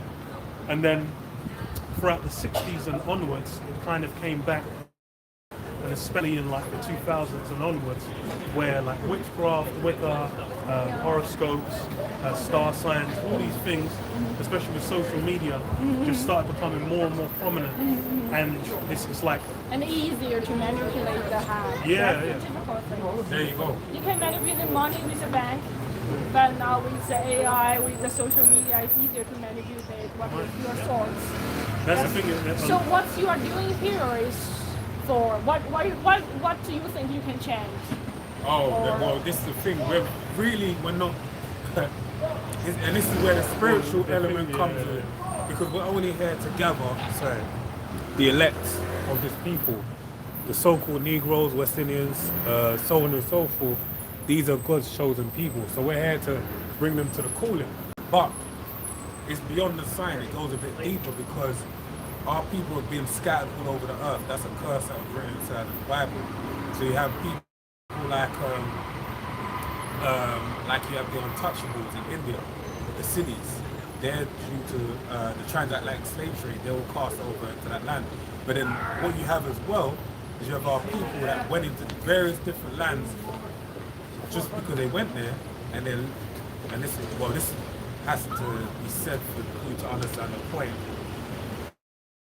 The seed or the lineage of or a race is established by the lineage of a man. So like you have an apple seed. If I take a seed and I could plant it in China, for example, or plant one in America, or plant one in Africa, what fruit is going to come from that tree, from apple seed? Apple. But does it matter if it was in China, if it was in Africa? No, because it all pertains to that same seed. Yeah. So that's like our people. So you may have, all people, should I say, but more so with the Israelites, is that we have some of our people that may have lived in China, for example. A man one time, you could just say he's a black man, he had a Chinese wife, then this child comes out looking but then he has another Chinese wife, and then now it's like another, and then so much so forth, that after years and years and generations, he's just Chinese now. Yeah. But really, seed is lineage goes back to. So even you yourself, you might not believe this stuff, but you may be one of us. You may not be. Yes. But yes, that's for I you know. to even I stop know the and listen. history, so I know. Yeah, for you to stop and listen is exemplary because hundreds to thousands of people walk past. We all come from Africa. Like, Yeah. if it's history is the truth, then we all come from Africa. Well, this is the thing, because we gotta give it a caveat of that, because you see, we come from the we really come from the fertile present. You're aware of that? It goes from Egypt. It's like a present that goes from Egypt down through the middle, like through where land of Israel is, up into like Turkey, Syria, around that area. That's really where They call it the cradle of civilization. cradle of civilization. So when you deal with most of the early kingdoms, they come from there. Like even now, everyone has when you go into the Bible, you have the table of nations in the book of Genesis. Basically, every nation today has a biblical nationality. So like the Chinese today would be known as Moab, right? That's the biblical nationality that you have. And Moab was actually in that landmass as well. They actually lived They were in the Middle East. they were neighbor just to the side of Yeah. Israel. So you, like you said, we all come from that place where it's really like going into Africa where you have Egypt going into, because every which way from that place you can go into Europe, you can go into Africa, you can go into Asia. So it's basically the cradle of civilization where everything starts. Yeah. So that's where it is. But you could pertain to it. But that's the main thing we're letting people know. And the least thing we could say is they want to chip everyone. They want to put chips in the people. To the point where you can't do nothing And in the you society. now also must have a project with the exchange your idea with you can store your idea or your source to a robot. Yeah. You know this project Yeah, is doing yeah, it. yeah. Further, yeah. Yeah. All of these different, because now the way this man that actually rules this place, because like, okay, we said we're the Israelites, but now like I said, everyone has a biblical nationality. Like with a so-called white man, he's known as Esau, but his main thing is deception. He's basically the same man that was a serpent. I don't know if you know the Bible, but then you have the Garden of Eden with Eve and Adam, and it was a serpent. But people think it's a snake, but it was a man. But the man was a serpent, like subtle, very witty and very knows how to do things. So like even when you deal with like mainland China, I'm sure you're aware of the opium, how opium was used for the Europeans to gain access into trade within China, going back many hundreds of years ago. Basically through use of opium, that's how they were able to slither up into there and do trade. But basically it was by stringing Chinese people out on drugs. Yes. But this is what this man does. He basically has a subtle way of entering into these different kingdoms to basically get himself in there and take over. So that's who this man is. So now, the main thing with, like you said about these chips and the putting people's memories in rope, he's always going to present it in a way that seems good. This is for your benefit. This is going to help you. But in reality, Q bono, as a Latin saying goes, who benefits? He benefits. Because now he has access to your data. He has access to your body. He has control over your will. So this is why these things are being done. Ultimately for control. So he can be God and you can be his subject. I can turn you off, I can turn you on. I control you. And that's what he's really doing this thing for. So if that kind of world is the future, it's not the heaven you expect. Then what will you do or what happens? Well, it's a necessary evil for the good to come. It's like the storm, not the quiet before the storm, but the great clouds and the storm. Sorry, excuse me. The storm that only afterwards is gonna have the sunshine, the nice time, and everything like that. So it should be like a disaster, totally complete, Yes. destroy the whole system, Yes. the whole world, That's it. or even no human beings Yeah. anymore. Then maybe something comes.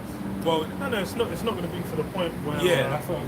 still have everyone's human gonna die. beings. Yeah, because But the thing is the only place that's gonna be wiped out is America. Western worlds. Mm-hmm. Yeah, America. So it's like the land of America. Will be back. It's gonna Only be- America. Yeah. But then- you know, at many countries, especially EU or even UK, are really deeply connected with Oh, the let's US. get that So it is Revelation 17. it's whipped. Maybe it's Reform. part of the EU also whipped, or the European countries they whipped. Well, this is why this Bible. A lot of people misconstrue the Bible and see it as like a make-believe, but it's like when you read it, if you have someone break it down to you and understand it, everything you're saying, the answer's in there. So you might as well read it. Because you said about Europe, UK and European nations and tied on allies with, but this is, that was what was said in the Bible to happen. Go and read it.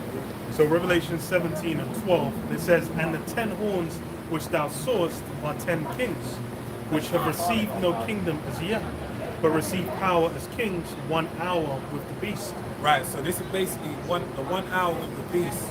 In the Bible speaks in dark sayings, parables. Because if it was plain, if it was like America's gonna come one day and do this, you're gonna have a president named this guy and he's gonna do that, then you could just read it and say, well, I'm not gonna call my son this, I'm gonna change it. But it's in a parabolic way where it's like you have an index that you go by to understand, okay, that means this means that. So when it's speaking about 10 heads and 10 horns, Yeah. it's talking about the European 7 heads, 7 horns. 7 heads, 10 horns, sorry. It's talking about European economic, the EEC, which was originally 10 nations.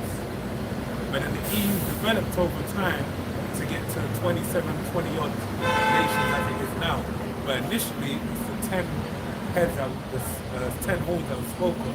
So this is how you know what it's speaking about. This is speaking about Europe. Right?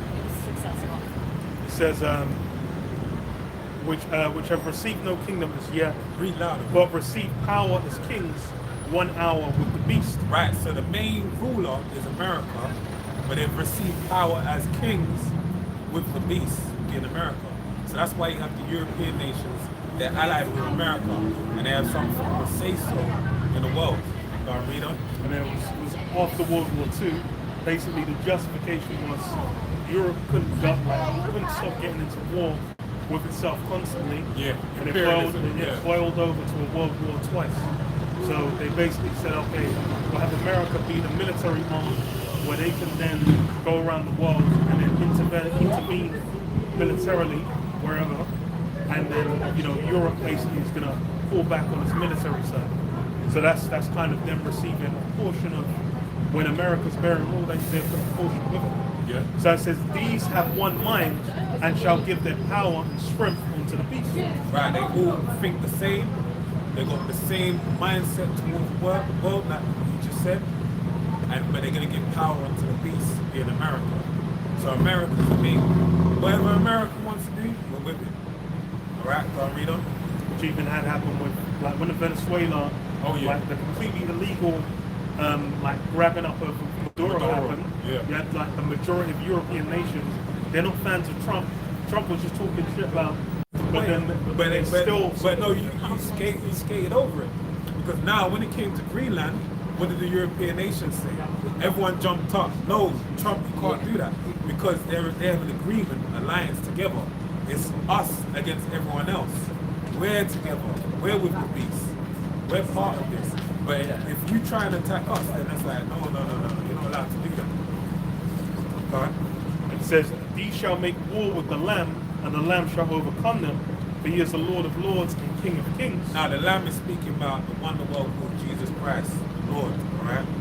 Who, read on. The Lamb. And they that are with him are called and chosen and faithful. You gotta read a bit more powerful than that. And he saith unto me, "The waters which thou sawest, where the horse sitteth, are peoples and multitudes and nations and tongues." I think you gotta jump down to the point now. Yeah, I can jump to it. Yeah. Okay. So it says, and verse 16, "And the 10 horns which thou sawest upon the beast, these shall hate the whore." That's talking about the EU, they want the EU government. They shall hate the whore. So they're gonna come to a time the whore basically America, because it's selling, I read it before, selling nations through its borders. So basically it's like, if you get with me, you can have all the benefits of being with me. But it's whoring itself out basically, through capitalism and all that type of stuff. Good examples like the Arab Spring, when you had Libya, I believe it was, with not Maduro, what's his name? His name Gaddafi. is Gaddafi. Gaddafi was basically, they were saying, oh, you know, he's a warlord, he's a despot. They went over there. France was in alliance with them. Yeah. They went there, they messed them up. They grabbed Gaddafi. Took all the guns, split in between each other. Within like a week afterwards, there was an oil pipeline to France from Libya. Yeah. Like they basically, you know, as long as they're working in tandem, then they'll receive the benefits with them. Yeah. Then it says, what? These shall hate the whore, and shall make her desolate and naked, and shall eat her flesh. So there's going to come a time where they're going to hate the whore. The end of Donald Trump. So Donald Trump, all the stuff he's doing is stirring a lot of tension amongst NATO and the EU. Because he keeps saying, you guys are not paying, you're not paying your percentage towards NATO. You guys don't want to help me fight Iran. He had to apologize to the UK because he said, you guys never did nothing in no war. And the war veterans were like, what are you talking about? We were there fighting. So he's causing a lot of tension. Even we go a couple of years ago when we deal with the Nord Stream pipeline, it got blew up. And everyone was saying, trying to say, Russia did. Why would Russia blow up the pipeline and turn it off? So we benefited that situation in America because they want to build their pipeline that goes through Syria, who they're fighting with, and basically lead all the way up to the European nations. So now, instead of Europe buying oil from Russia, they buy it from America. So there's all these different things basically feed into this. But ultimately, that's the end goal. This is what's going to happen at the end of it all. And the reason why we're saying this is because faith. We read this book, we believe what it says, so we believe it's going to come to pass. And for the most part, most of it is coming to pass. Now we're in a time where we can point to and line up with these prophecies and say, well, you can see it happening. But something like we said, we've been out like a decade plus. So like 10 years ago. 15 years plus. 15 years plus, yeah, 15 years plus. And it's like 15 years ago, a lot of these things could be seen. So you had to take it on faith. Okay, you hear these words, do they resonate with you or not? And that's really, that's the full nature of what we're engaging with. Because as far as you said, like, what's going to go down, even with like missiles flying, the UK is gonna be a location. Russia's already mentioned multiple times. They said like the London, Britain is within the scope of strike range. Yeah. You've had multiple times that have been like, because they have bases over American bases that they defend the missile trajectory towards America. So if they want to send their missiles out, they're going to have to attack the UK defensive over here first, yeah. to get over to America. But as it said, basically these European nations are going to come a point in time where they're going to align themselves with Russia. That's what's going to happen. Russia, China, the whole world is basically going to say, fuck America. And you can see the sentiment around the world. A lot of people are like, you can't stand these Americans. Even Americans can't stand. That's why there's an influx of Americans moving to Europe, because they don't like what's going on back home. So this is what's going on right now. But ultimately, it won't be the whole world be destroyed, but this is going to basically happen because America's building up was basically by. So what's the time? I think, do you know, or did the Bible say when is that point? Which year or around which year? Okay, you know what? You should get Matthew. You can discern the time, but it's basically there's science. So like the best way we tell the time today, or the original way you would have tell the time, you would have looked up at the sun and said, oh, the sun's setting. Oh, the sun's rising. Oh, the moon's up. There's a full moon. There's a new moon. There's a sliver. There's a crescent. That's how you denote the time. You can tell what time of the month it is, what time of the day, etc., etc. So those things they work as a sign of the time. So all these things I'm saying to you is a sign of the time. We can't say, oh, it's 10 years, it's 5 years, it's a day. No, what we're saying is there's certain things you can look to that let you know as far as where we are in this thing. So when we're saying things like Trump's in office and a lot of the nations don't like him, that lets you know. When you can see AI, they're talking about chipping the people, and they're talking about the monetary system, moving away from cash to a cashless society. These things basically show you that we're getting closer to a time where these things can happen. We're going to read what you got. Okay. Matthew 24:3, and it says, and as he sat upon the Mount of Olives, the disciples came unto him privately, saying, tell us, when shall these things be, and what shall be the sign of thy coming and of the end of the world? And Yahushua answered and said unto them, take heed that no man deceive you, for many shall come in my name, saying, I am Christ, and shall deceive many. So it was basically, you had the disciples speaking to who the one was, Jesus Christ, his name is Yahushua. His true name is Yahweh, and he's a so-called black. That's the other thing. He's a so-called dark-skinned man because he comes from the tribe of Judah, which would be the Americas over there in America, right? Yeah, Judah, I know Judah. Yeah. So So that's, between the yeah. So they portray him as like they've whitewashed him because it's part of the propaganda they're teaching the people. So I wonder what you guys doing for a living? Work. What kind of industry? Do you know what? To be honest, it's a good question. We put this before everything Yes. in our life. Yes. So we think like even right now I just work in in line operation in a factory. So packing stuff and stuff like that. Okay, yeah. Like, and that's more or less it. But this is my main. I may have a career change, but it's just, if anything, it's really This money. is the main focus. Just to take care of myself. That's it. What field are you in? Sorry, I'm in robotics industry. Oh wow! So we got an insider. Okay. Are you what company are you working with? Chinese called Kudu Robotics. Okay. Oh, so Yes, you're but familiar with all because we see, like you had the humanoid one, and then you have all the dog ones as well coming with you. There's a lot of For different. our main products, they are service robots, for example, in the restaurant and the hotel, to deliver the dishes, to retrieve the dirty content, or also to deliver the Uber Eats to your door.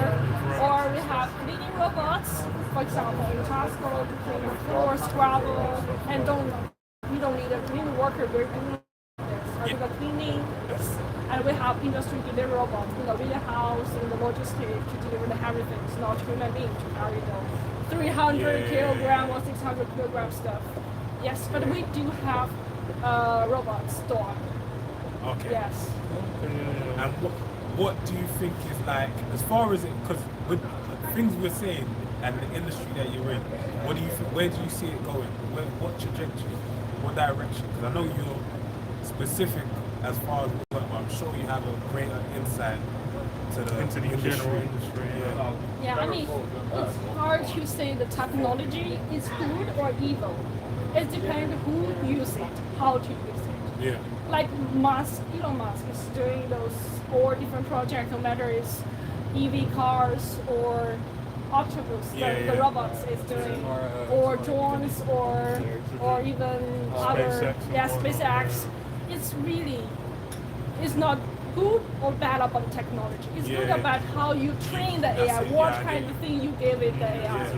You train it AI with the good things, with the Bible, or all the cultures, or the nice things, or the peaceful language, or the good cultures, not like the races and the conflict and wars, etc. That really depends how you train those AI or what you want the robots to do.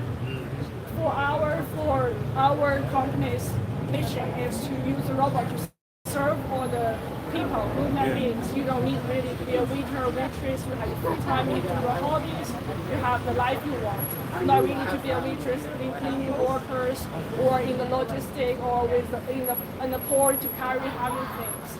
That is what kind of mindset or our mission. Yeah. So it really depends how you use those technology or hardware or software to for what. If you want to build a robot army, Yeah. it's not belong to the robot itself. It's belong to you train this robot to be an army Yeah. for a war. You cause the war. Yes. So this is what I see. So maybe you see, or the U.S. will get swept because they are training to a kind of capitalism reason or other reasons. benefit, yes. But we do have good reason for the robots. And maybe the good robots just with the bad robots. We don't know. Yes.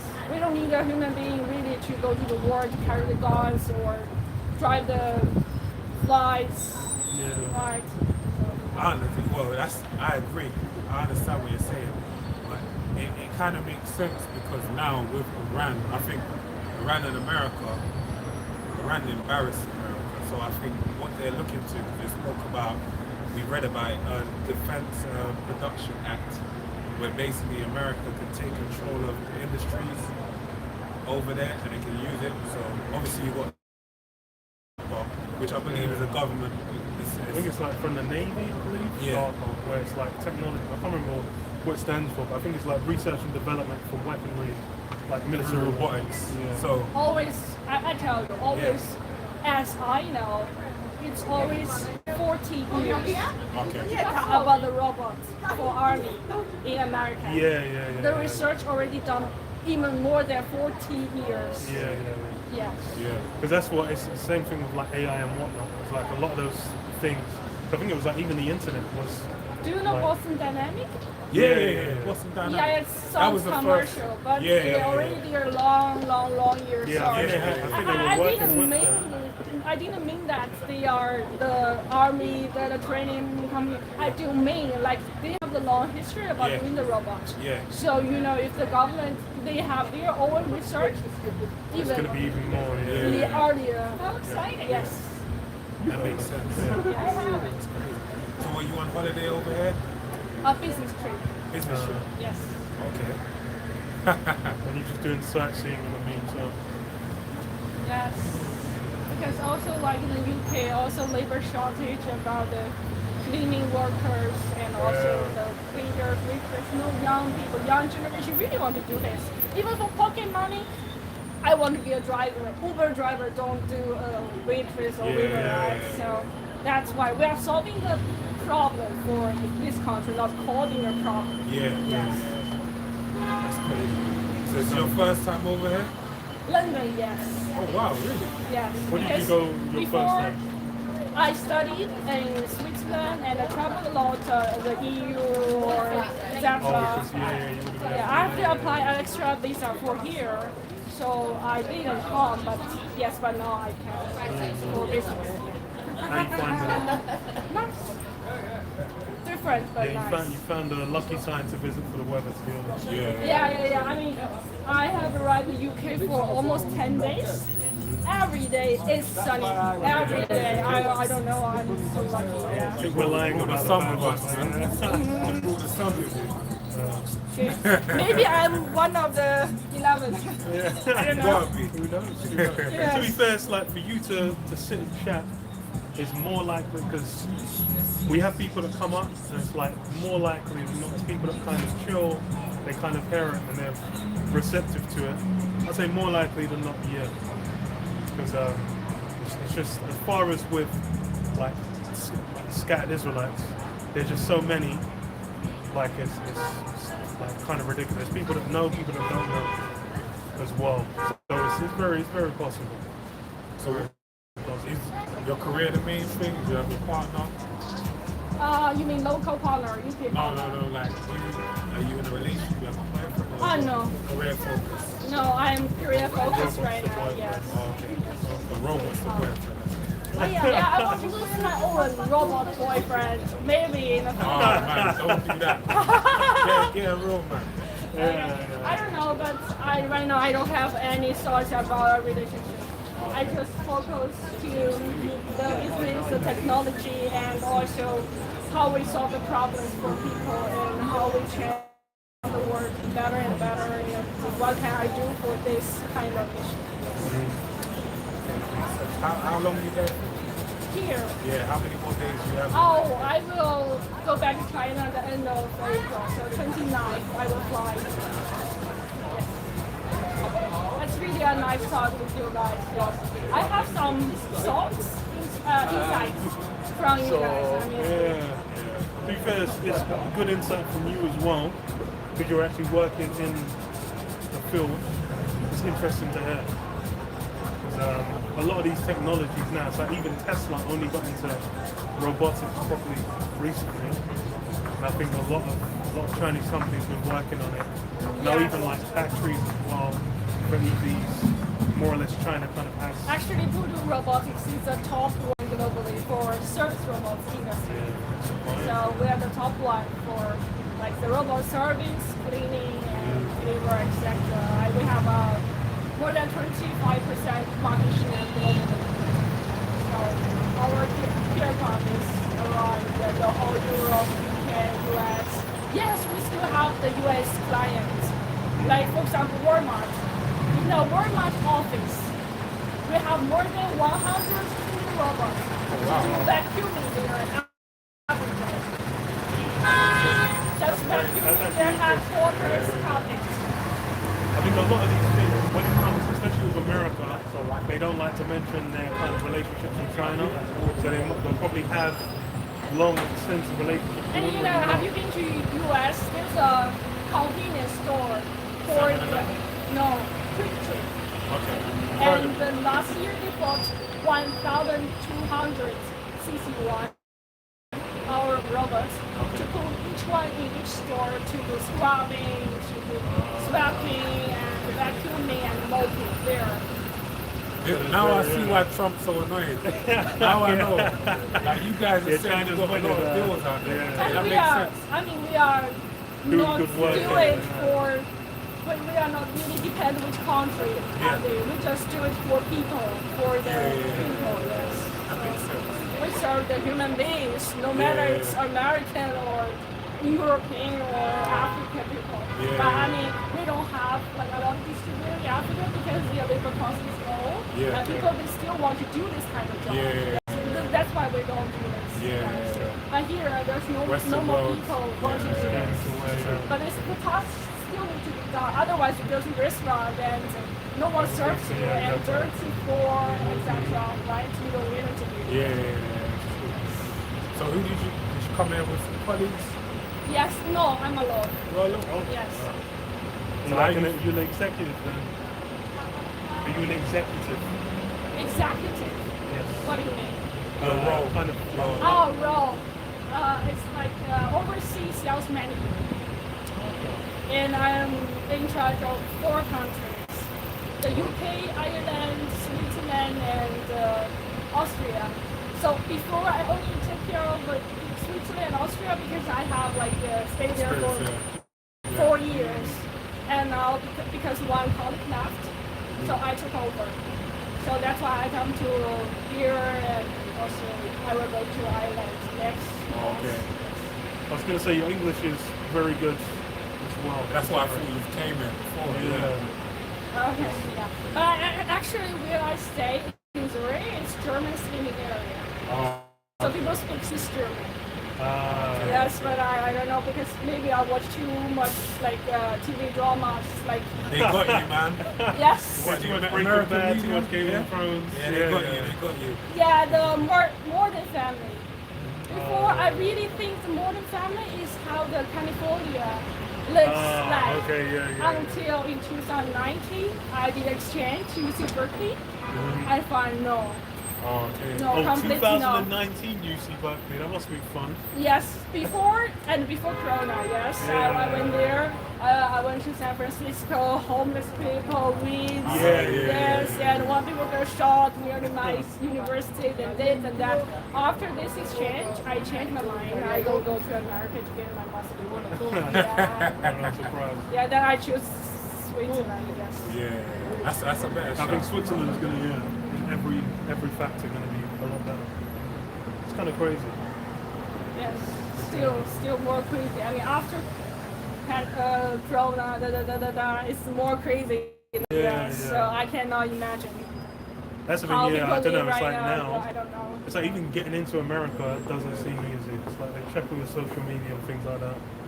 So, Even sometimes I kind of worry about our colleague because we also have colleague who works for the American market. So sometimes I kind of worry about them if they are on the trip and something happened, the big news, fake news. You know, That's a you good don't know point. what's going on there. So Even with ice as well, that's actually right. because there was like the Korean company that was doing like work with the government, and then I think ICE just came in and like kicked them all out, and they were like, we're working with like for the government, and then it was like a huge issue between like South Korea and America. But Can't lie, Trump's government's like hillbillies, like it's like the worst kind of Americans you could deal with. yeah, So I but can I imagine.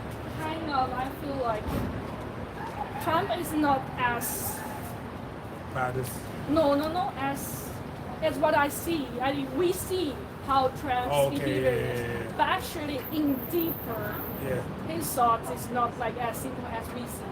yeah. He has there's some more. plan or maybe plan by other people behind, but it's not that simple. Yeah, or maybe even with Elon Musk, I don't know. But I mean, just technologically speaking, yeah, I respect Elon Musk, but I don't know what's going on, if it's political or Oh, them Epstein files, You never know.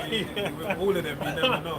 It's a good point. They do stuff, but you don't know what's going on behind closed doors. They might take you, come to my dinner, and there's a baby just cooked on the, I don't know. You never know. But it's true, So is it better? You get a lot more better interaction out here in Europe. How do they take? Like Austria, Switzerland, you get better interactions with companies? No, No. no, they are good. I mean, They're they are good. good. Oh, okay, Yeah, they are good. Yeah, they are work. I mean, I think after ChatGPT or all other topic about the robot arm or gradually the robot dog and humanoid and I think people now get used to or kind of embrace the robotics industry now. So our business is also gonna be more smooth. Yes. Because sometimes before they would think, oh, it's a Chinese manufacturer, made in China. It's like even I think since for such people, BYD we even especially. don't take the made in. China. No, we even don't take like made in Poland or Czech Republic, or we don't even take the made in Italy. We don't even take made in Germany. Why we only proud of made in Switzerland? Why we take a Chinese robot? But now it's changed. Because we have good, high quality and we have reasonable price because we have a good supply chain. So they are kind of welcome. Yeah, can we try your robot? Set you a POC. Yes, can we Then they are now more open to because they find they support. Of course, they support their Swiss startup who do robotics. They support the German robotics company, and they support their own robotics company. But they find out they gonna not work really, no matter it's technology or the hardware supply chain, etc. It's not gonna work. So what they do is they gradually adapted to be a distributor for Chinese manufacturer. Then they label their own company name. Yes. I saw people doing that with batteries as well. Like buying like Chinese-made like batteries for EVs And now whatnot. this is third stage. They will also show our brand joined with their brand. No, okay. Yes. Yeah. So it's got better then. Yeah, better and better. I mean, Interesting. yes, we have more and more bargaining power now. Yes. That's good, man. It makes sense though. Yeah. You know, it makes sense. I think it's like a lot of these technologies now, people are a lot more open to it. Because I think it's like, especially with even like Neuralink with like Musk showcase with the monkey, where you had the monkey kind of moving around the cursor. That I think really changed a lot of people's mind towards futurism with these technologies. Are you guys hungry? Maybe you have time to break and eat something. Yeah. Where we're gonna close up. Yes. What you wanna eat? Oh no, I already finished. I just see you can close it and you can go. I mean, you don't really need to stay here for me because I'm so curious about this. No. We don't even we don't mind. Trust me. You keep us going. That's why we entertain it.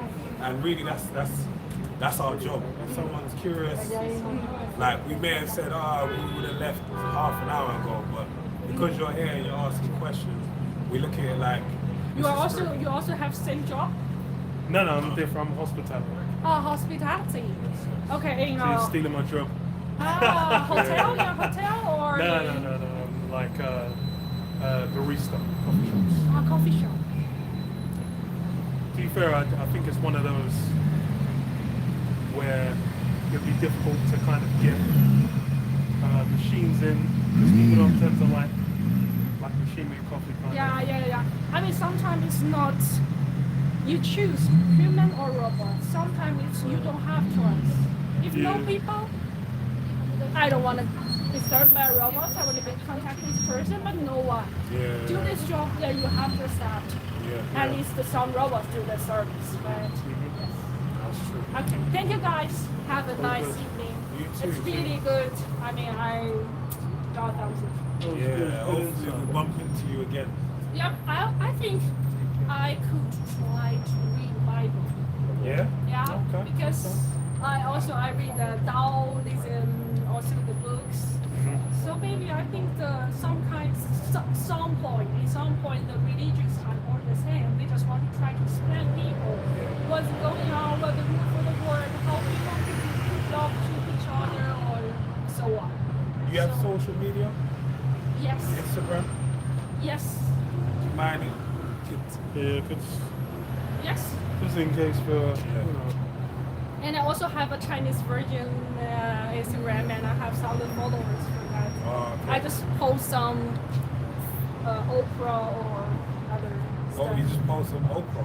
I will post what I saw on Oprah Oh, okay. and my feedback, my comments. Yeah, how I feel okay, about yeah, this, yeah. and I ask my followers. This is me. You can search this name, Siri Pizza. Siri is. It's because my Chinese name is Siri. It sounds like Siri, so some of my foreign friends just call me Siri. You know, and Peter is German, like please or you're welcome. Oh, So it's okay. like Siri Peter. Yeah. Oh, for German. Yeah. Bitte. Oh yeah. Bitte Yeah. schön. Bitte schön, danke schön, yes. So you can search and I can follow you back.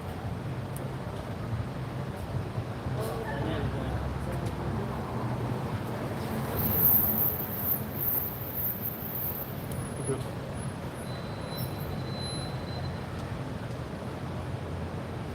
Yeah, I followed you on mine. This, No. Huh?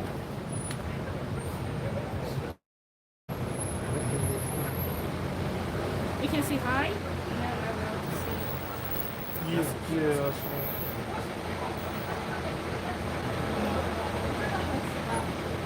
Okay, yeah. That's what they sent an invite. This is, yeah, right. Yes. Okay, yeah. Yeah.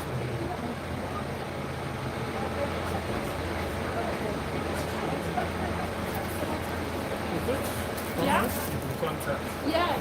Yeah, you get around to it. Yeah, if I have some question, if I cannot really understand, I can ask you when I'm ready. Yeah, definitely. Yeah. So have a good night. You too. Enjoy your time.